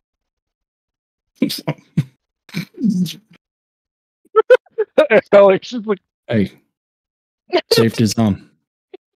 Don't touch the trigger unless you mean to shoot.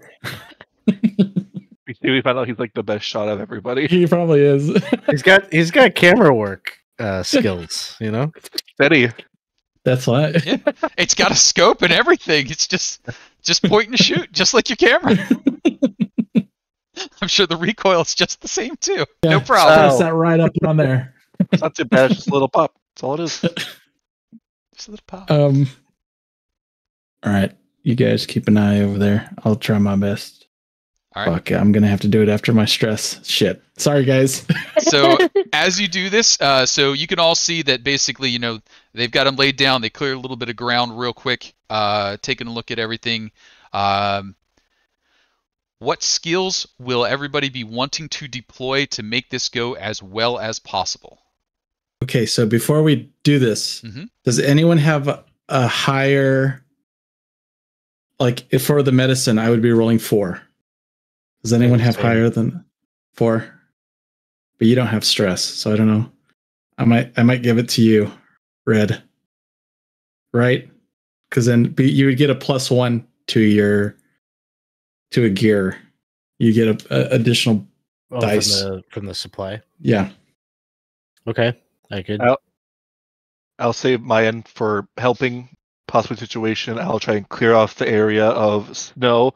Water in a wound is very not good. Gets all the nastiness out of the way, so I'll just try to clear off an area best I can. Good. And Liralu has redeemed a player boon, so there is one available. Woo! We're going to One use needs to that, be. I think. And mechanically, what has happened is Gunter is currently in the broken state. He has had 3 or more points of damage, so he is broken. To give him first aid only takes a few seconds of in-game time. You're going to do a medicine roll. If you succeed, you're going to give him a health point back, which will stabilize him, but he has taken some damage. We'll figure out what kind of damage later on. But first, we need to keep him alive. So I'm going to do a medicine check. I'm going to get 1 from the supplies, and then I'm adding an additional 2 from the boon that Lyra just redeemed, so I'm adding 3 total. Could add 3 total. Is anybody I'm else gonna help. acting? Yep. I'll help. All right. Jude's helping as well. Charlie, Tabitha, what things might you be doing during this little tableau? So my thing was kind of clearing up. Oh, an sorry, area, you were clearing off the area, getting the wet. snow out of the way. Sorry, Charlie. Tabitha, did I hear what you were doing yet?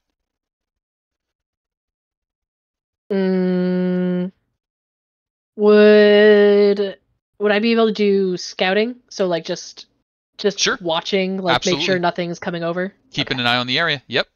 All right, so Tabitha, give me a quick scout check. 2 successes, no mess up. You'll get plenty of warning before anything gets close to you. Red, let's see that medicine. And so is it a +4 because of the help? Yes. Because of the total +4. 2 successes. You are able to stabilize Gunter. You stop the immediate bleeding. You get the right gauze, pressure, etc. on it. He's still having trouble. He'll need some help later, but he is good to transport by the time you're done. Now, Tabitha, you were scouting out the area. The horn has stopped at this point. They've gotten over there. They've shoveled the car around. They've moved things about. The body has fallen off the horn. But they're all still over there. Nobody's made any noise to bring them back your way yet. You can hear from inside, now that the horns stopped blaring, the thuds against the northern wall from the walkers inside the bar. They don't seem to have noticed you yet either. What are you all doing now as you're hunkered down behind the bar? Tabitha, you also notice in the refuse bin over there some delicious looking empty Jack Daniels bottles. So there must be like a fully stocked bar just inches away through a set of drywall. Substitute appropriate actual good alcohol for Jack Daniels if you're not a Jack Daniels fan. There goes that sponsorship. I know. Crown Royale. We'll go after Mr. Dragonbane's spot. What about our go-to for the warm apple nights? Good old Captain Morgan himself. Get old Captain Morgan. Any of those, feel free. And you know what, Jack, if you are willing to sponsor, I will drink as much of your alcohol as you're willing to pay me to drink.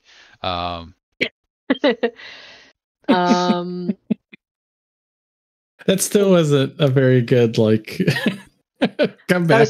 That was too honest. Yeah, that was extremely honest. Yeah, it's a little backhand. Tabitha probably wouldn't be looking to get into the bar right now, considering they've got an injured dude on the floor who is broken, and there are walkers inside. Sure. But being close to the but being close to the dumpster, she probably would be seeing if there's just anything left over. Take a little peek, see if there's any a bottle that's got a little something left over in there. Sure. Been sitting in the rain, snow, No, it was covered. It was covered. and no. Sure. I think the way we find out what you find, if anything, would be to go ahead and roll a survival check. Sounds good. A survival check with 1 success and no zombies.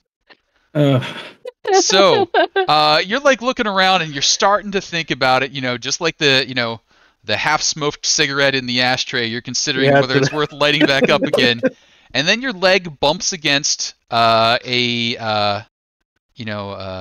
nice keg. And the keg sloshes a little bit. Egg. Keg. Okay. A nice Oh steel my keg. god. Nice steel keg.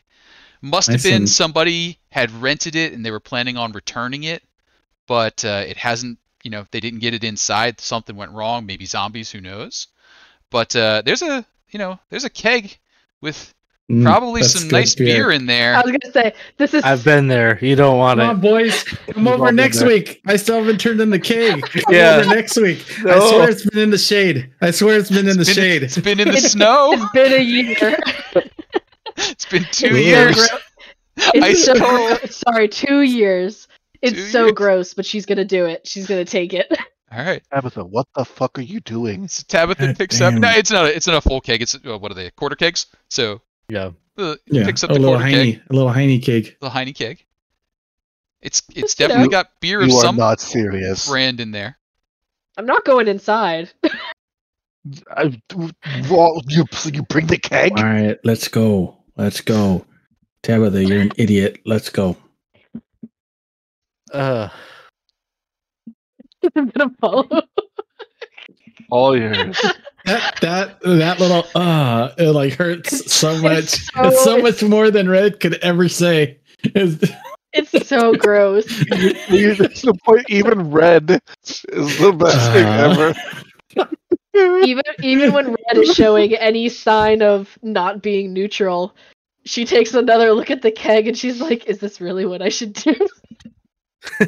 She's gonna take it with her still though, Yeah, because yeah. better to have it and then decide not to than to leave a perfectly stale keg behind.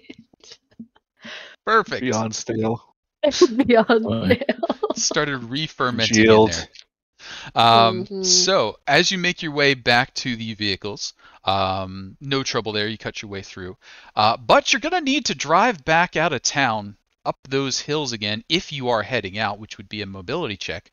Or at the moment, this area is fairly clear. Most of the walkers have been drawn off in that direction. You think you've got a pretty good area in here if you wanted to do some additional scouting or moving around. What's the plan here?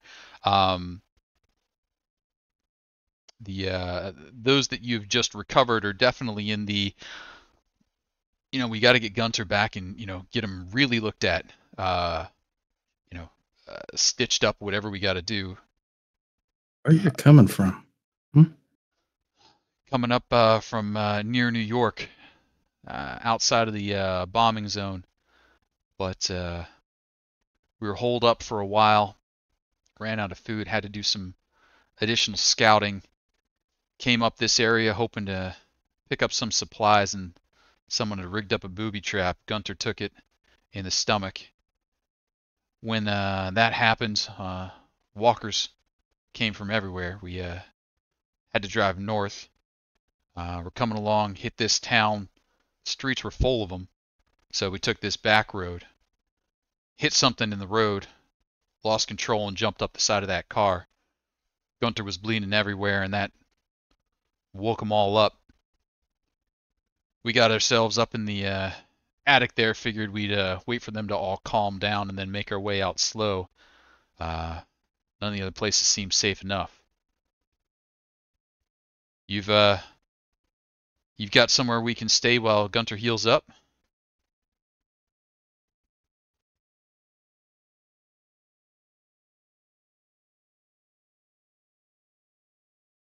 She's gonna kind of whisper over to someone, maybe Jude or You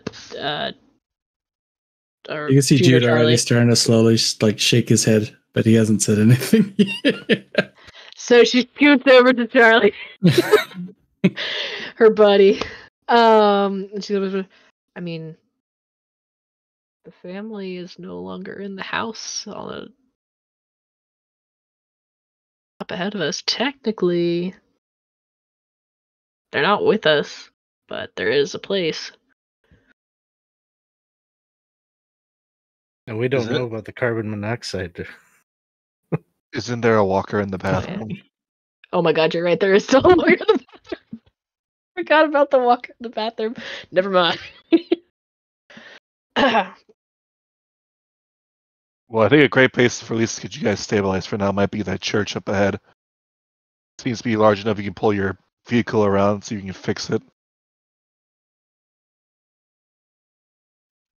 I mean, we didn't have much choice by the time we got there. Walkers were coming out from that direction, but I guess if it's clear now, we can go check it out. Sure would like to have both of us armed if we're going to be working on clearing a church, though. I can give it back to you when we're done, but would you mind? Kinda. There's no like insight or anything, huh? There's no. What are we trying to do? I'm just trying to. I don't know. Probably one of those empathy. I don't know if we've really come in contact. I feel like this is like, well, we've come in contact maybe once or twice with somebody, and they seemed like at this point in the stage, I say this one might be like first besides that little family, right? Mhm. Of like, where like, it's us, like there's that family unit and then there's everyone else, and I don't know, maybe I might even just go and look at Tabitha, because I guess she kind of talks with people. Maybe would I be able to just take a step back and like look at Tabitha, just be like, Sure. you think, what do you think about these people? Yeah, there's no insight, because my thing would be I would look for any sign of a like a deception, or like I wouldn't necessarily like aggressive or threatening, because if they were aggressive or threatening, they would have shot us by now. But I'm more so like I'd be looking for like we could use these to clear out the Sure. walkers and not use these against you. Yep. So, so as far as the skills go, what you're looking for there is you would be using manipulation, but Okay. it would be you leading them into giving away their intent. So it's not so much a listening skill as it is a active skill for manipulation. So if you want to say, hey, we really need to know what you're thinking, you would be presenting it in that fashion. You would lead them into the conversation as to, hey, what's up? How many people have you killed? How many of them were dead before you killed them? That piece of the conversation. We got 3 questions. So a small thing is for Red, when the conversation turns to like, we'd really like to have that weapon back. He will not so subtly, his finger will be like on the trigger, and he's going to like kind of hold the weapon up while he's like kind of side-eyed, like he's looking at Jude. Like he's taking a stance, like I'm not giving up this weapon until he gives the Sure. He's silently employing that message. Sure. Do they, like on their persons, do they have any other weapons with them other than their rifles? Do they have any knives with them? They do have knives. So they do have. It looks like they have equipped themselves well for the task. They do not have sidearms though. They just have the assault rifles. So no handguns. On the topic of switching up, giving weapons back, Charlie will bring up. Well, if we give you back your weapons and you start firing willy-nilly, this will all be for nothing to clear out the church now, would it? Perhaps it's best to use that knife of yours. Keeps it quiet. Knife's a bit short. We're dealing with a lot of them at once. You get anything with a little more length to it and kind of gestures. I think, Charlie, you're wearing 2 machetes. One machete? Okay. You know, could I borrow that for a bit? No. All right. You anything in your Humvee? Bat, perhaps? Nothing All right. along. Broken stick? Family Scotch tape.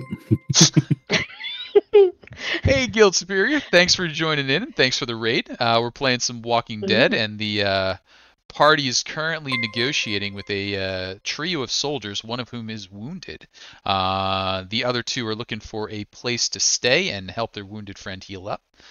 Party has just recommended that they go help clear out a nearby church, but a recently negotiated away assault rifle has come back up, and they're not sharing, but that's okay.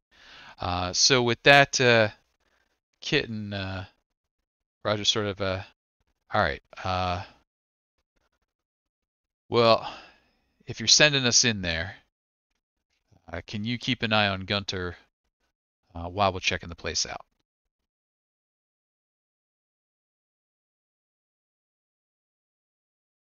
Yeah, we'll keep an eye on them. All right. So the 2 of them get ready. They kind of hunt around a bit. They've got their knives, but they also go and pick up, a couple of sticks, things like that, what they can find in the areas they get close. He's gonna give him this little brush. Here you go. Kind of looks at this wrought iron brush. He's like, I'm not sure what you're trying to say here, but You survived the apocalypse with that thing. all right. So they start. Everyone's saying sorry. I just look at everyone saying coral. I can't help it. It's Coral. Coral. Get it out of your systems. It's all okay. To clear the church coral. Gotta help these people. They're people just like we could live together. They could live It together. could be over there. We could be over here. We just gotta help them. We gotta help these people survive. Where's Lori? True. Oh no! All right, I feel better. What the party is currently forcing me to do is to roll the survival Oh, no. check for Oh, these no. soldiers instead of doing it themselves as they go to try and establish themselves in that area. So we'll roll some dice here. Good news. 2 successes for them. So it does take a little bit of time. They're being careful about it. They open up the doors. They quietly go inside. They check around. They look at the sort of the layout there.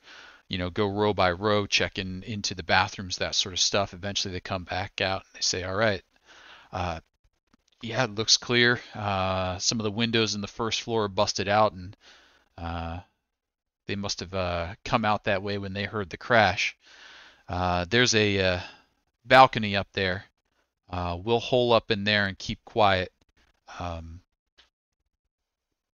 Thanks for your assistance. Once Gunter's healed up, we're going to try and head back to where we're from. We'll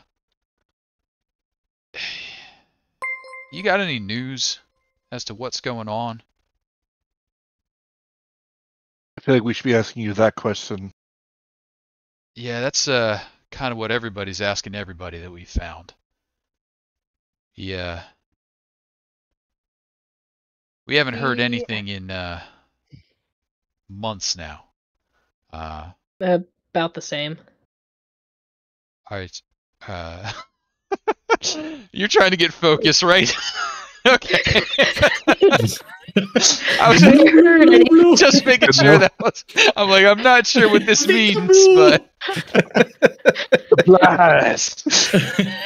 So, yeah, We haven't heard anything in months yet. Our radios haven't been much in the way of contact. It's only good for a couple of miles in our little mobile unit here, and nobody's on sat. But you have any way we can get in touch with you? A place to leave a message in case we want to talk again? I look towards Tabitha. Do you have a channel? And she's gonna hold up the walkie-talkie. All right. Yeah, here. Well, then he dials in and he says, we'll let you know when we're heading out and connect back up. What have you got to charge your batteries with? I'm gonna defer that back to you. What would we have to charge You our batteries don't have with? anything to my knowledge at the Okay. moment. So basically, I was gonna say. the thing that you were doing was you were turning it on, turning it off at certain times during the week, so you were stretching that battery out to the best of your ability. I Roll don't. in the battery. Yeah. She's gonna tell them that they've run out recently and they've been trying to find batteries or some kind of recharging option. All right. How about this? You all look like you've got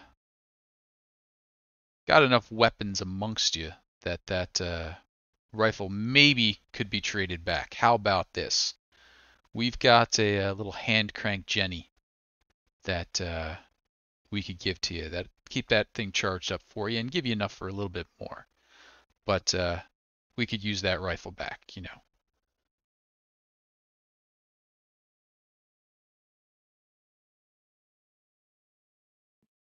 He's going to look at the gentleman. Probably more so Jude. And the hand crank, you said it would give enough to like recharge that, and a little more for something else. And a little bit more. So basically, it's a hand crank generator. I mean, you could power it with your foot. You know, basically a manually powered generator with some oomph. You could charge a cell phone with it. You know, keep the lights going, that sort of stuff. But it is, you know, it'll work the guns. Not a problem. Yeah. I feel like that's something that might be. I had a assault rifle too. I had a pistol. Who did I give the pistol to again? I feel like I gave it to. That was me. So we'll give you that pistol for it. Fair deal. Full clip. Full clip. And he sort of gestures. You hold up the pistol. He's like, "All right." And he goes through. We'll keep in contact. Yeah, I'm impressed. You know what you're doing. We're trying. Sort of trays that off. Make sure the safety's off. Kind of checks it out. Does the things that you do to such things to make sure everything's in functional order. Connect it. Yep. And it is a you know, it takes some effort to make it go around because it is generating juice. It's got a little onboard battery, so basically you're spinning it to charge up the onboard battery and then charging from there. You know, a little bit of crankiness enough to keep a light lit, charge a cell phone, a little bit of power. Cool. Okay, and once she tests it out, sees that it's working, she'll be happy. All right. Well, thanks for coming to help us out. I don't think Gunther would have made it without you. If you all make it through this, buy a drink sometime. Yes, please. I mean, that would be nice.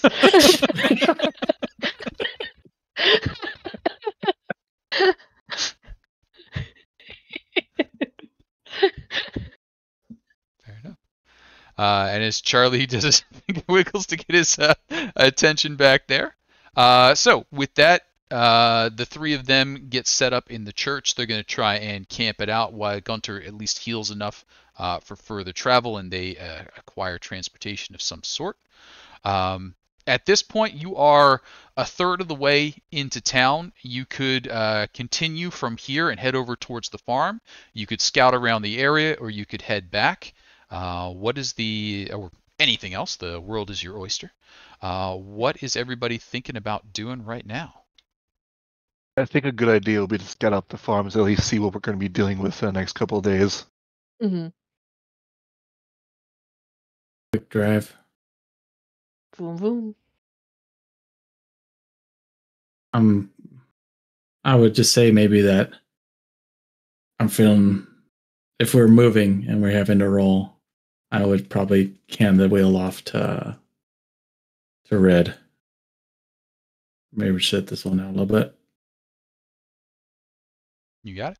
Now, at this point, you were up here near Mason Young Road, up in this area around here. So that's where this set took place, where the bar and the church is, and that little gas station. It's off the road. But what you'll be doing is continuing your travels, heading down towards the main thoroughfare, coming up to Bede Road up here, then heading up into a little bit higher into the elevation, across the river, and over to the Wildwork Farm area, where Abigail indicated that is the the best place. It's got the greenhouses, it's got all the fertilizer, everything's kind of set up there, but she hasn't been over there since everything went crazy.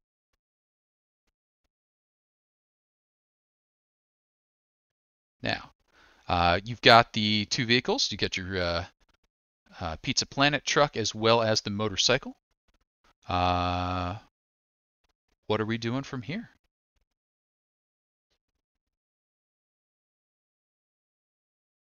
Well, I guess the biggest question is there walkers in the nearby area that are surrounding the farm? Well, any walkers in our farm now, do we? Nearby walkers, any other potential hazards or signs of people who have Mo, settled in the area? Yeah. Sure. So I think what we're going to want from that is mobility to get there, and then some scouting to find out what's going on in the area. If there are other skills that you would like to deploy in this effort, please let me know what those might be. I'm not good at scouting, but since I have the motorcycle, I have decent mobility. Once again, it's a 7. I could assist with scouting or stealth. Unless force or endure can somehow get wrapped up into this, but I can't think of how. Then scouting or stealthing. I'll do stealth if you want to do scout. Okay. Okay. So I heard a bunch of things there. Let's start off with the transportation itself. Who was handling the mobility, driving the vehicle? I'm driving the car. Driving the car? Okay. So Red, you can roll for mobility if you would like. Is there anything that gets added from the vehicle? The vehicle would give you a +2. +2. 3 successes. Red, you're all over it. Anything special you want to be doing as you are driving? Anything?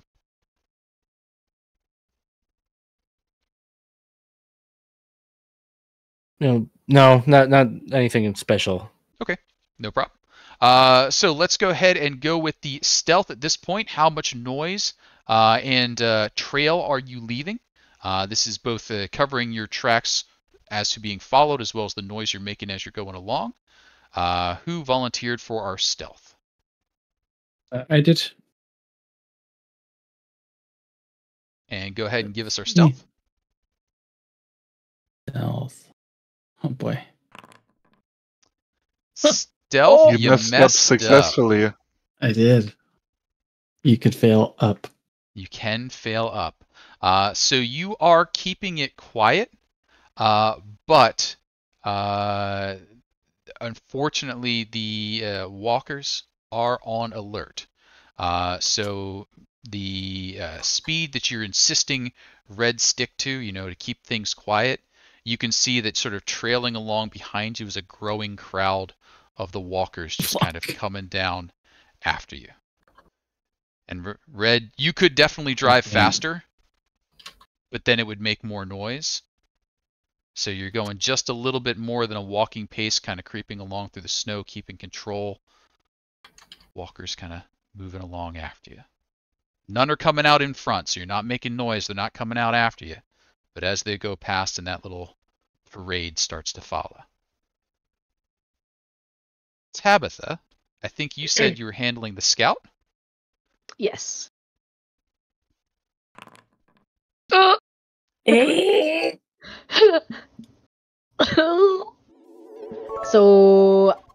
Is that only if we push it or no? No, No, 'cause huh, it is a mess up because she has stress dice That's right, because already. it's stealth. I have a stress. And so the stress So- dice Stress. did mess up.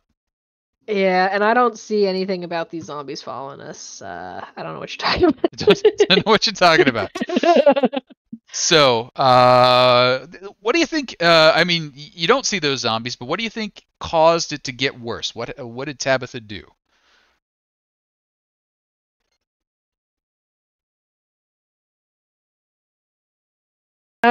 Tell me if this was more of like a stealth thing, but maybe like while like she was kind of like testing up and like gearing for the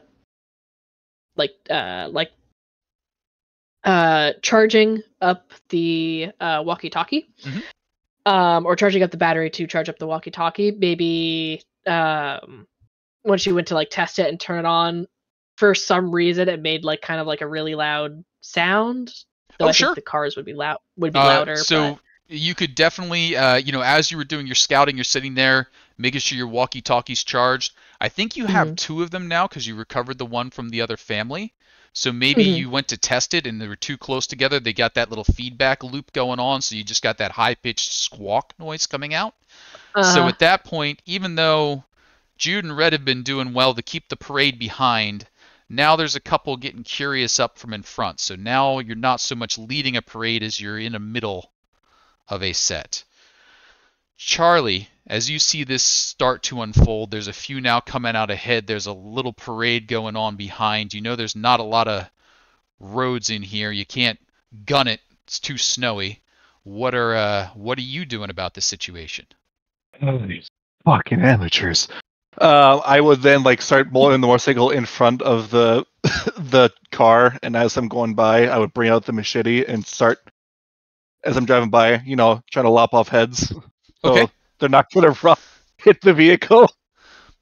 Got it. All right, taking the aggressive approach. That's going to be one of your melee sets there. So your close combat plus strength plus your weapon if your weapon has a bonus to it. And we would like to see successes, no mistakes on this one. Yeah. Got All right. One. All right. So basically what that's doing is that's bringing the horde level back down. Horde level had made it up to a 3. You're pulling it back down to a 2. So those ones that were coming out ahead, you've now taken care of those. This is something you're going to be needing to maintain, but you're able to get it kind of going. As this little convoy is heading up, you cross that bridge. That gives the walkers have to kind of file down there. But that's going to be a problem on the way back because now you've got the bridge fairly full of walkers. But you get ahead, you're heading up, you're over to where Abigail's described the farm. Tabitha, you visited this farm when you were a kid way back when. Places for school trips took you out here. It's kind of boring unless you were interested in such stuff. But, barn over there, a couple of big fields, greenhouses. The place looks, overrun at this point. It's been 2 years of uncontrolled growth, so all the grass and such has gone out of control all over the place. You can see the weeds have grown up over the tractors and that sort of stuff. Greenhouses look fairly intact, but you can't get much of a view on it with everything that's been going on because of that 0 successes on that scout. So the snow's covering the greenhouses. You can't see if there's anything inside. The buildings themselves are dark. You can't see in there.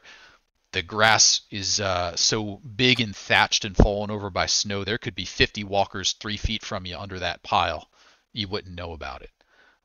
But at the moment, you've got a clear little bubble area around you, thanks to Charlie. What are we doing from here?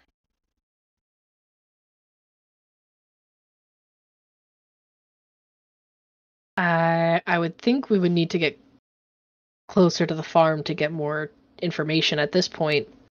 What do you guys think?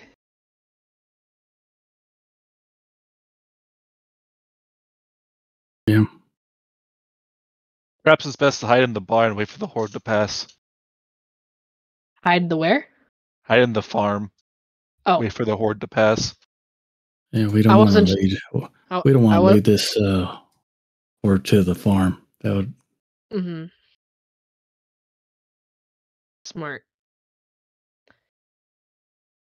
For a second, I wasn't sure if you said barn or I absolutely said barn. You did say barn. Because my You want mind's to go in felt. the barn? No, You want to go in the we barn? don't want to go. What is we don't want that? to go in the. What is there? Do you want to go to the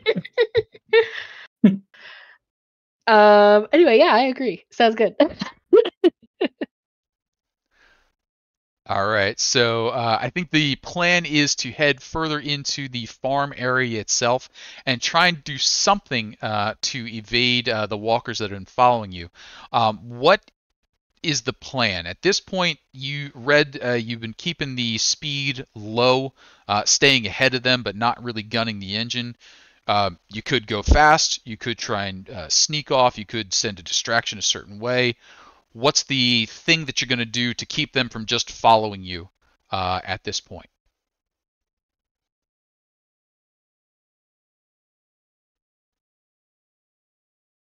If I'm trusted to try again, I'll. There's a bunch of walkers upstairs. There. It's A lot coming of- from a lot inside of- the house. Yeah, there's a lot of little tiny stomping feet in the apartment above me. Oh, baby Um, walkers. Oh, Little those are the baby worst. walkers. Oh god. I would be down to try either the stealth or scout again. To see if, like, as we're getting closer, to see if I could, like, spot anything, or stealth just to see if we can find a quieter path to avoid the tiny horde.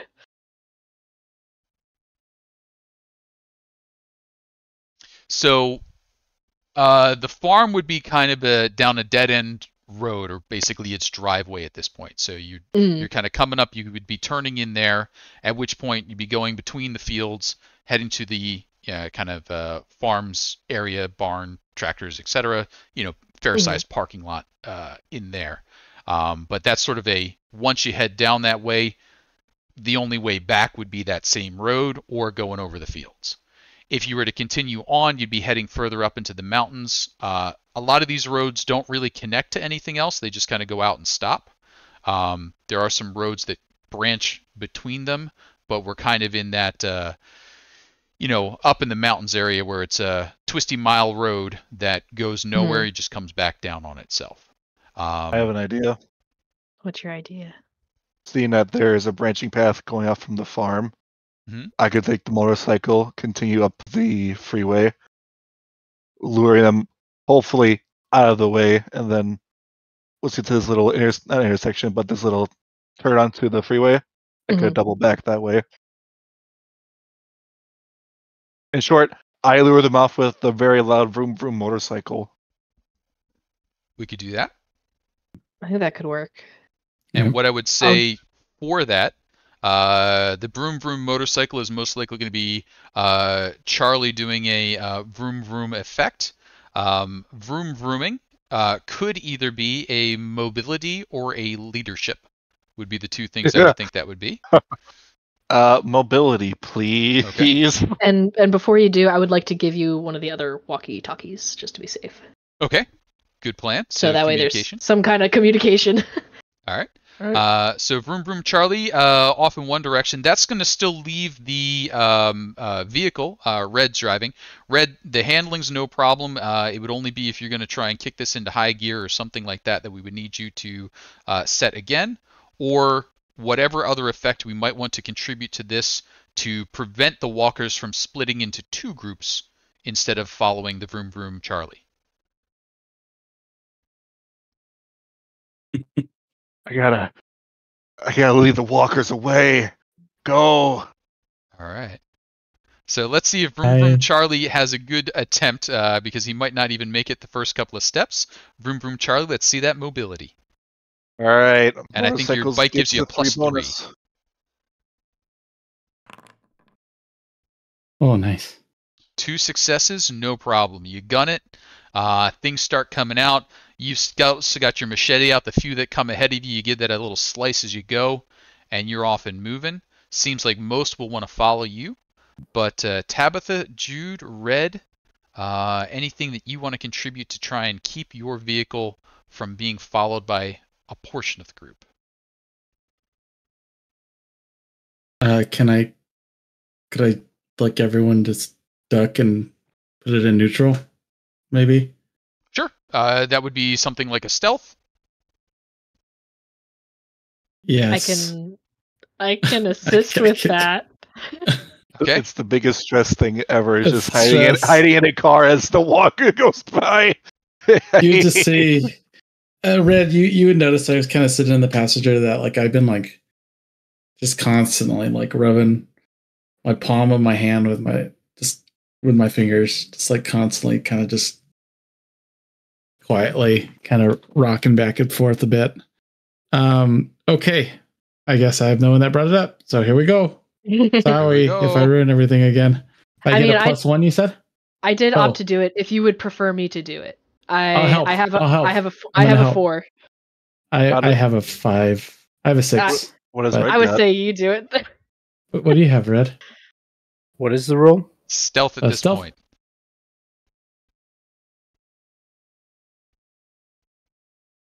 I have an 8. You should do it. We also have a boon. There is a boon. Either way, we should definitely. You should do it. I'll help you. learning from my help mistakes you. of the past, I will help Red. What do you think, Red? How are we gonna get through this? Don't know. Just say something. So- Use his natural wallflower capabilities. Yeah. How do you normally not be noticed? Usually not in a car when I'm trying to do that. So You turn off the pizza light.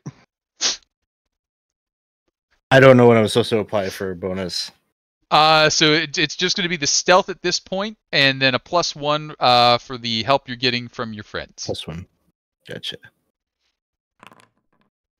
3 successes, Beautiful. no problem. So you cut the engine to the car, you let it drift a little bit.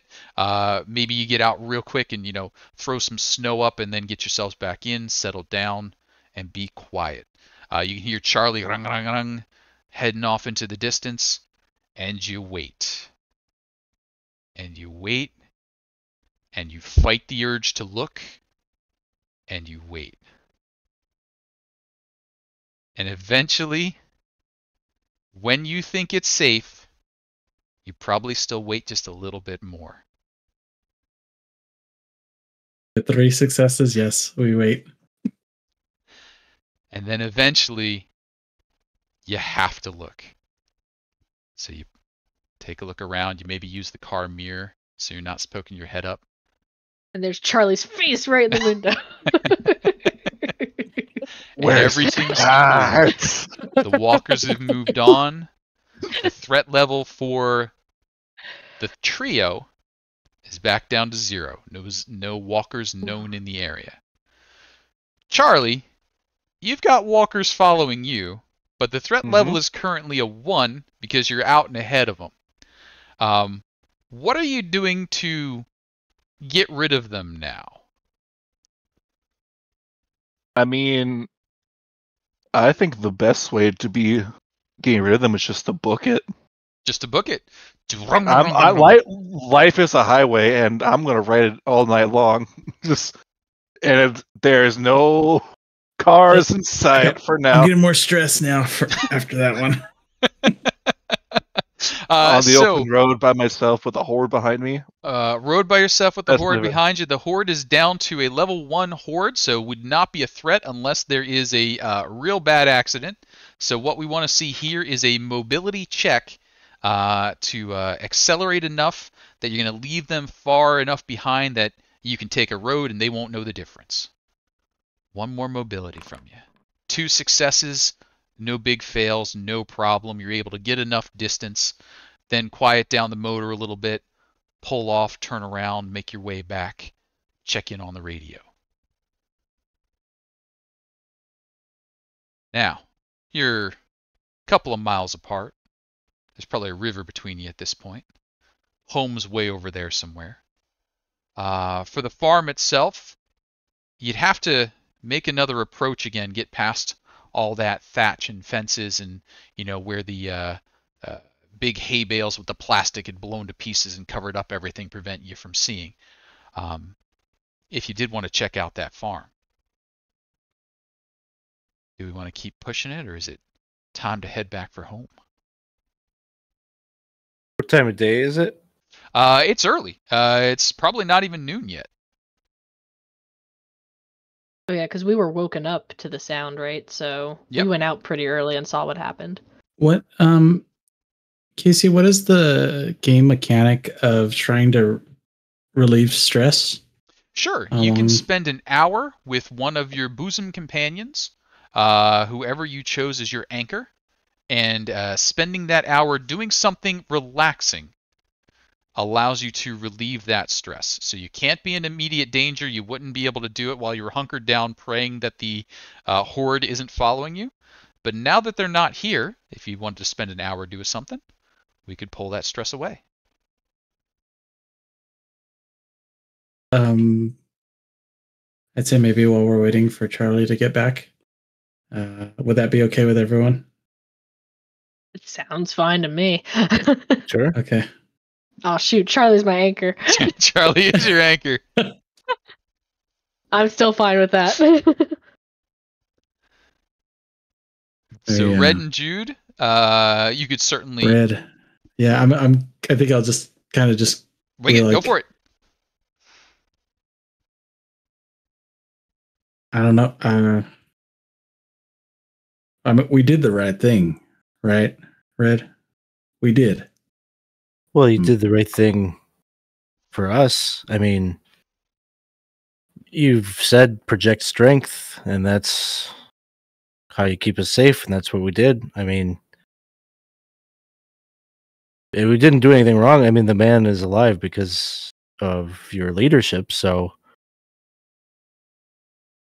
Yeah, but I mean, it was. I don't mean to be cold. You understand that, right? I'm not trying. It's different, is what I'm saying. We live in it's a different world, as they understood. If the roles had been reversed, I think it would have played out the same. I sure hope so. I hope they're good people. I mean, hell, they know how to clear out a barn or a church. That's for damn sure. Now, we know where they are. Trust isn't built in a day. If mutual interests align, we'll find a way to work with them. I see, I can see you're stressed out about everything. It's eating at you. You're not really maybe always this persona that you got, this mask that you're wearing. Try to project strength. Like, it's okay to show that sometimes, I think. Yeah. Right now is good. Well, we got a job though still to do. I agree with you though. I do. And Tabitha, I'm just letting right now that beer that is gonna be horrible. I'm gonna let you know. I know. I don't know what you were. What are you thinking? I'm gonna feel like you're. I'm gonna say that you've done such a good job of kind of like masking like that. Yeah. Mm-hmm. Alcoholism, at least to the point where it seems like you wanted to like let it last. That he doesn't have an idea that like she's gonna be like, I just need a little something, and then she's gonna pause and kind of think it over, and realize, oh, that sounds bad, and she's gonna like, after what we saw in the house, just it didn't make me comfortable. We'll wait until we can make something good. You know, we get these potatoes going. I'm sure we could make something happen with that. That does sound good. You hear about? They made this prison. It's called, what is that called? Like the Pruno. prison mash. What is Pruno. that? Yeah. Yep. Isn't it terrible? She knows exactly what you're saying.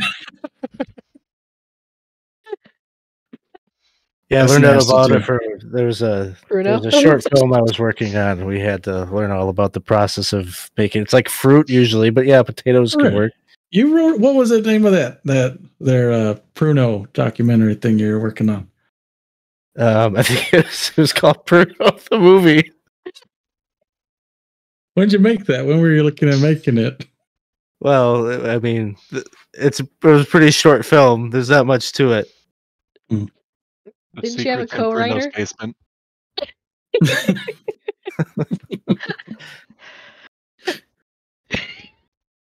That's good.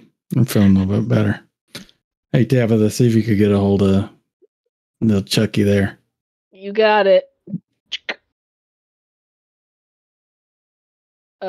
Do I have Charlie on the horn?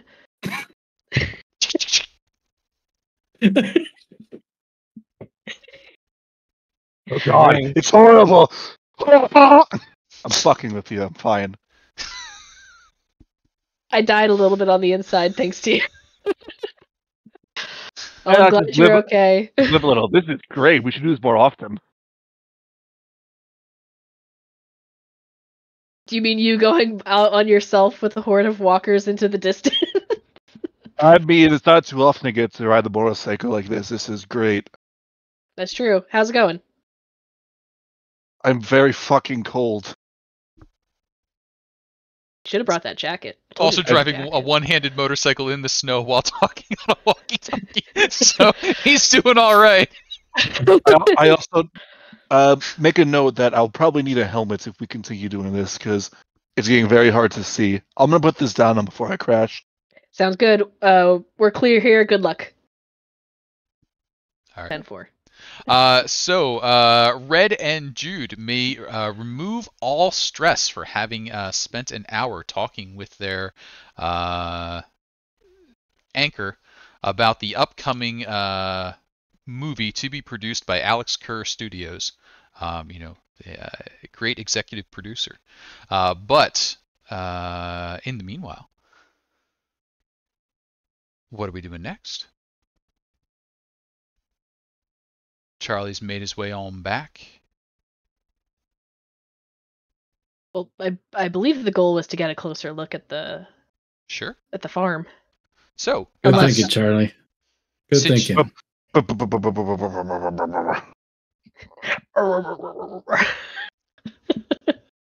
so You guys work anything out?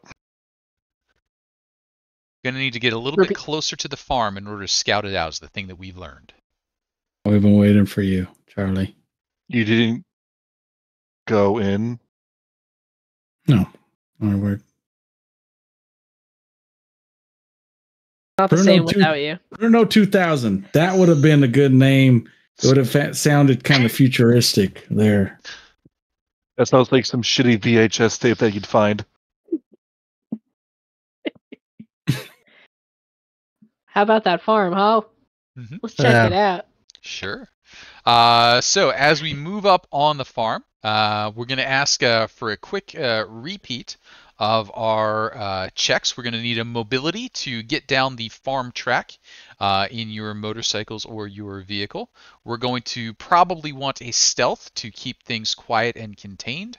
And then we're going to want a scout. Now this will be while you're coming onto the property yourself. You weren't able to really check things out from a distance, so the scouting is just going to be what's in your immediate area, not a whole lot of warning there.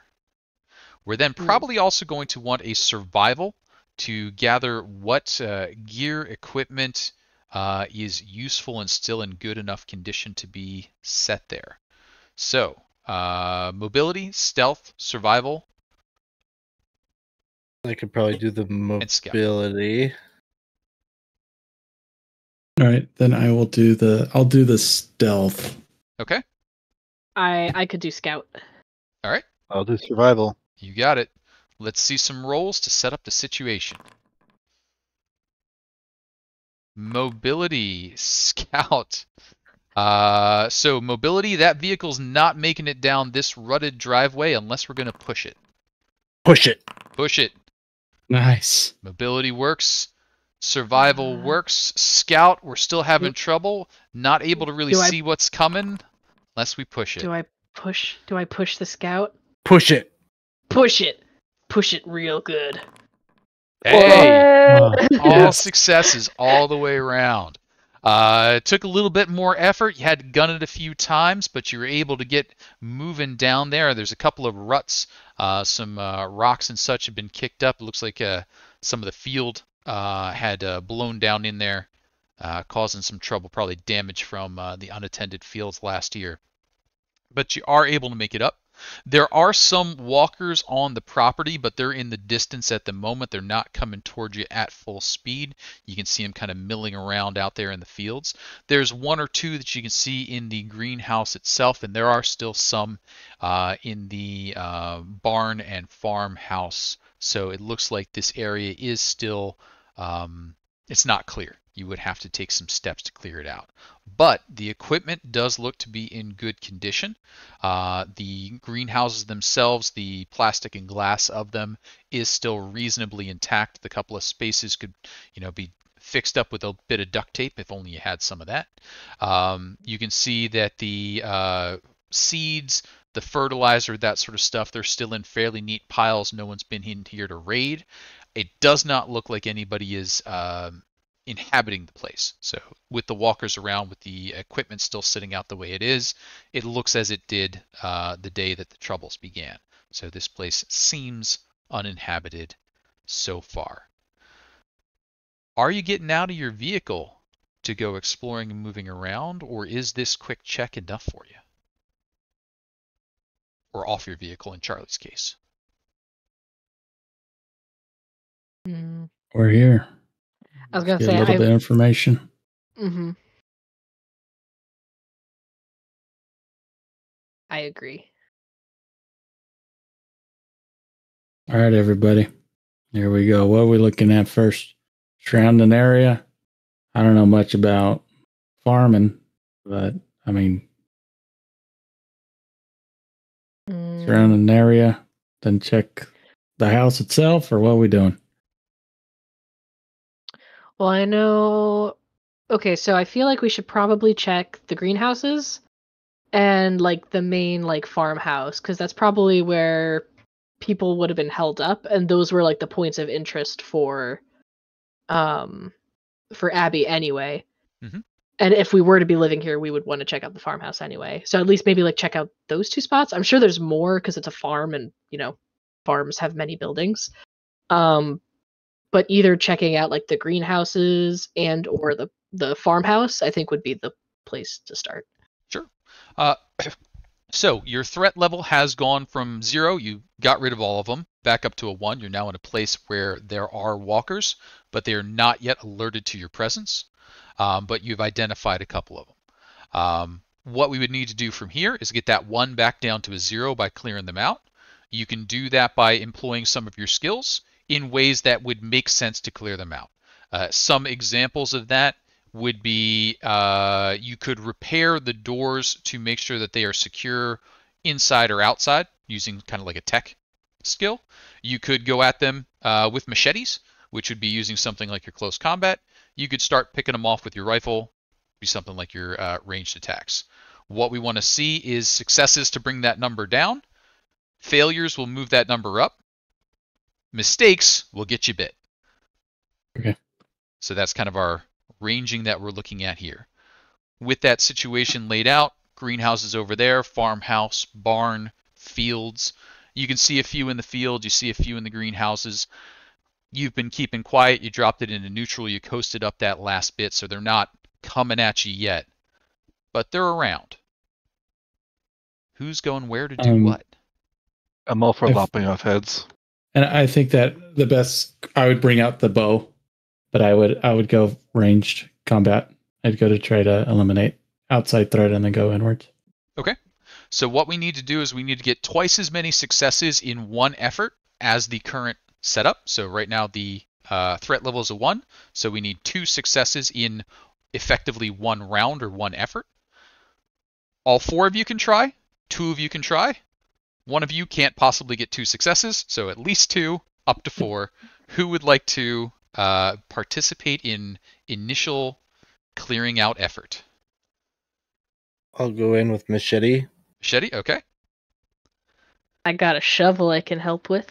Okay.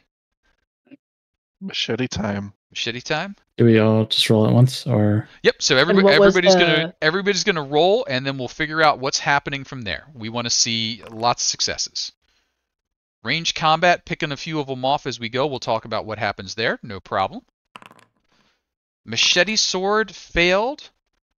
Tabitha close combat messed up, But with 1 success. but with a success. All right. So let's go ahead and talk about what's happening. Let's start off with the ranged combat. Jude, you're doing something, Overwatch, etc., picking a few off. What are you actually doing? Range combat. I have my bow out, and as they're walking, just the ones that seem the most intact, right? The ones that look like they're fresher. I'm going and I'm trying to take them down with the bow and arrow. You got Going it? to retrieve the arrow, going to the next one. Absolutely, and you're doing real well with that, so you are keeping ahead of that, moving through them. You see it, you mark it, you pick it, you drop it. No problem. Over and over again.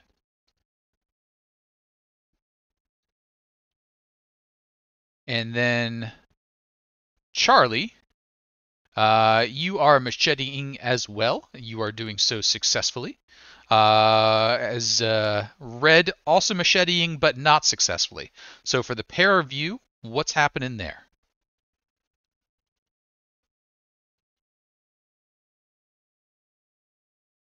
I envision it's a lot of trying to like get behind the walkers, like take them down on the knee and just go for like a massive lop.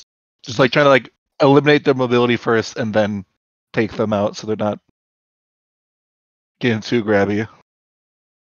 Sounds good. You're scoring more kills than Red is, but Red's not causing you trouble by being there. Red, anything flavor-wise you want to add to that?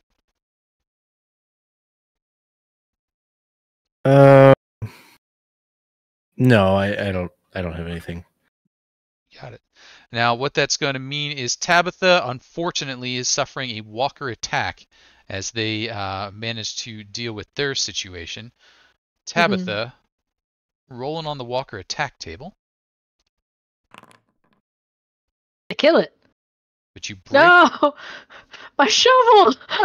Oh, We're on a no. farm. We're on a farm, though. There's got to be other shovels around. There's just gotta. What kind of farm doesn't have a shovel? So the good news is you've dropped the walker level from the 1 to the 0. It takes a little bit of time. You have suffered the loss of a shovel, but the farm is currently clear. The security on the farm is currently a 0. Doors are wide open. Things have been broken. Anybody could come in or out. You would need to do some repairs here, some tech rolls to get that fixed up. Currently, there is some food here. It is a farm, so it could be brought back up to order, but would need some tech rolls for that as well.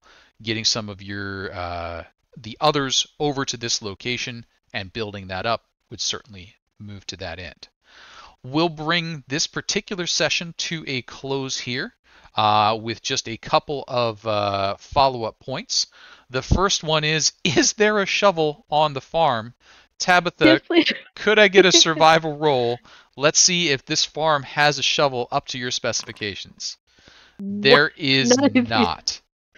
So Sorry. all the shovels that you find are just not quite right. Like, I don't know if you had like the trenching shovel that was, nice and angled up at the front, and everything Right. here is one of like the big plastic They're- horse manure scooping shovels. They're just not the right ones. There's so many plastic trowels. How can a farm like this have this many plastic trowels and nothing metal and nothing longer? As the search for shovels is happening, Mhm. and noticing that she still has the fucking keg, can I look in the house to see if I can't remember her name off the top of my head? Peppa? If Tabitha's, or not As- Tabitha. You mean Abigail's family? Yeah, Abigail, or had like a liquor closet sure. that just didn't get raided just yet, or maybe maybe there's one lone bottle left. Maybe one lonely bottle left. Let's see a survival check. How about we find if we've got some bottles left? Nope. No. He took it all. I think maybe it's a dry house. They don't keep alcohol on hand. Abby. Maybe that's why, But there wasn't least any around. Bobby. Maybe when Abigail was finding it, she was just pouring it out when she found it. Oh, could be. Red, Jude, anything we want to do as we clean it up?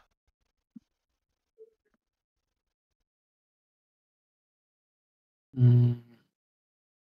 mean, I'm gonna look for a melee weapon. Might as well, Sure. right? Absolutely. Here we go. Survival, right? Survival if you want to find it. Tech if you want to build it. I'm gonna try to do tech again because that's funnier. Here we go. Oh, I'm trying to get Look that broken shovel, It's and all I'm trying to put a plastic one on top of it, and The like, plastic trowel. mhm. Yep. Just Push not, it. Just Make not it work. good gear. And Red, anything on your side, cleaning up here on the farm? I don't know. Maybe just looking for fuel or Sure, absolutely. That'll also fall under the survival check. You're going to head over to where they got those big tanks they normally fill up the farm equipment from, see if they had been filled prior to the troubles coming through. And yeah, Oh my gosh. it is Oh my absolutely gosh. topped off. They must have just gotten this refilled. There's a big tank for diesel, a big tank for gas. It's got the That is big label awesome. for farm use only on it, so they can't refill it, but they're huge, unlimited nearly.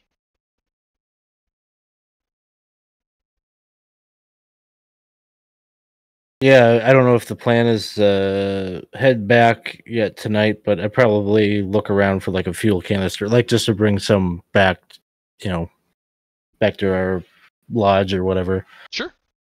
Absolutely. You top up the vehicles, you fill up the fuel tanks. There's a couple of cans around. You get those filled up as well. Definitely enough to fuel what you've got there. And with that 4 successes, it looks like they did a nice job of adding whatever the stabilizer mixer stuff is you got to do to keep those good in their big tanks. But yeah, 2 big full fuel tanks.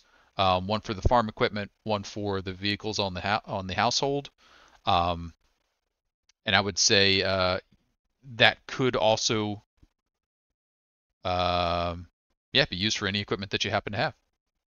And I'm going to get an extra tank of fuel. Mm-hmm. And should there be an opportunity, either whenever I get an opportunity, I'm going to sneak back down to the town and like leave it at the church.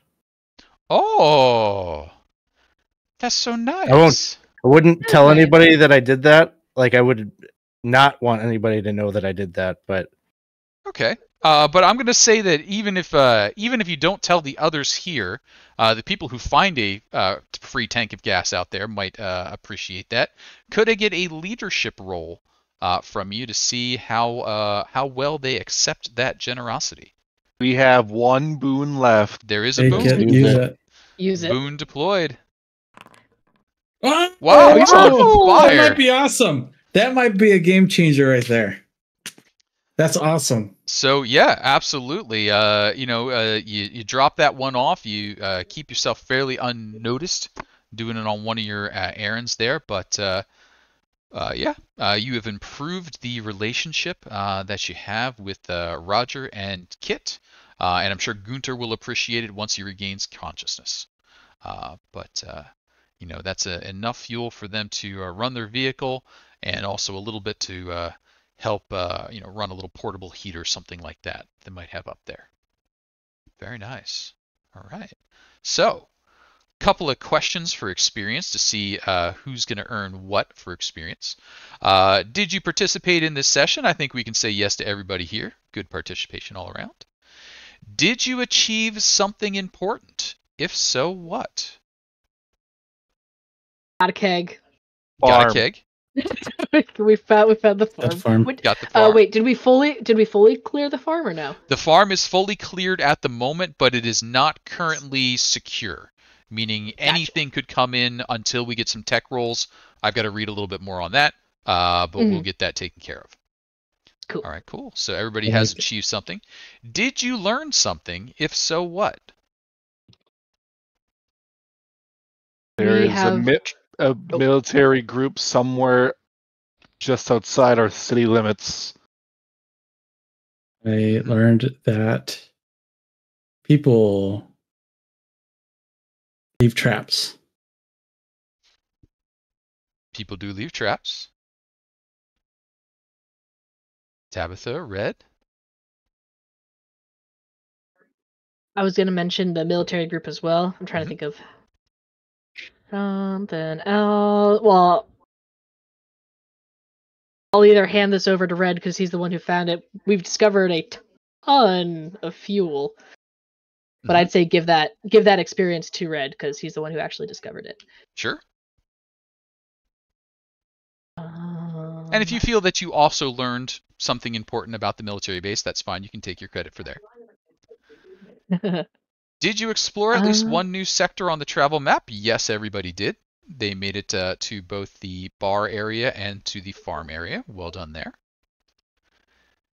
Did your drive, your issue, or any of your relationships make an impact on the session?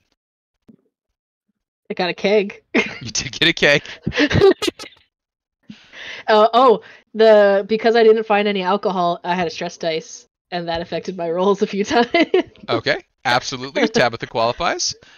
Charlie, Red, Judge, driver issue, or any of your relationships making an impact on the session? I feel like just me being a bit of a jerk might have, just as far as roleplay wise, it made a big difference as far as, I don't know. It kind of led me to be able to relieve stress talking about it after. So I'd say yes. Yep, absolutely. Red, Charlie, feeling good about it? Nope, Charlie's shaking his head. It's the authorities just running things with me. Okay. So probably not. Probably not. And Red, how you feeling about drive, issue, or any of your relationships making the impact? PC anchor with Jude. He played therapist for him a little bit, maybe reinforced his leadership style through their talk. Yep. Definitely detected the therapist vibe going on there, so felt that was good. And then the last one, did you hold a dearly departed monologue? Only one of you gets to answer yes for that, and that would be Jude. So out of the 6 potential experience points, please make note of how many you've earned. And then are there any comments that we'd like to throw out about it? Otherwise, we'll start to wrap up here for this evening. All right, cool. So we've been 20 sides to every story. A group of folks that play games online and offline as well. If you like what we've been doing, come hang out with us in the Discord. Link went up there a moment ago, but we'll throw this one in here as well. We've got a... we gotta save all those people happening in the background. Got that gas. Gotta get the gas. But we've got a community campaign coming up on Saturday with Alex, I believe. We got something going on tomorrow night, Friday night? No. I don't think so. Okay. I think we're planning on scheduling something for Fridays in the future. Apologize, I got myself confused there. And we'll have some more Walking Dead coming up. We haven't fully committed to that schedule, and I'll be scheduling up some community campaign and stuff where you can join in from the community. That's where to find out what we're doing there. Cool. Thanks, everybody. Do we see any raid folks that we can send a raid over to? Sure, we can go see the Lollygaggers. Oh, Lollygaggers. We Catch 'em there. gotta raid all these people. We gotta these raid channels. those people. We gotta make a difference. We can raid together. I'm so proud of you all. You held it. Everyone stick with You us. held it together for channel- most of the session. Your channel over there and our channel over here. It doesn't have to be this way. We can be together. All right, catch y'all later. Lollygaggers. Bye. Good night.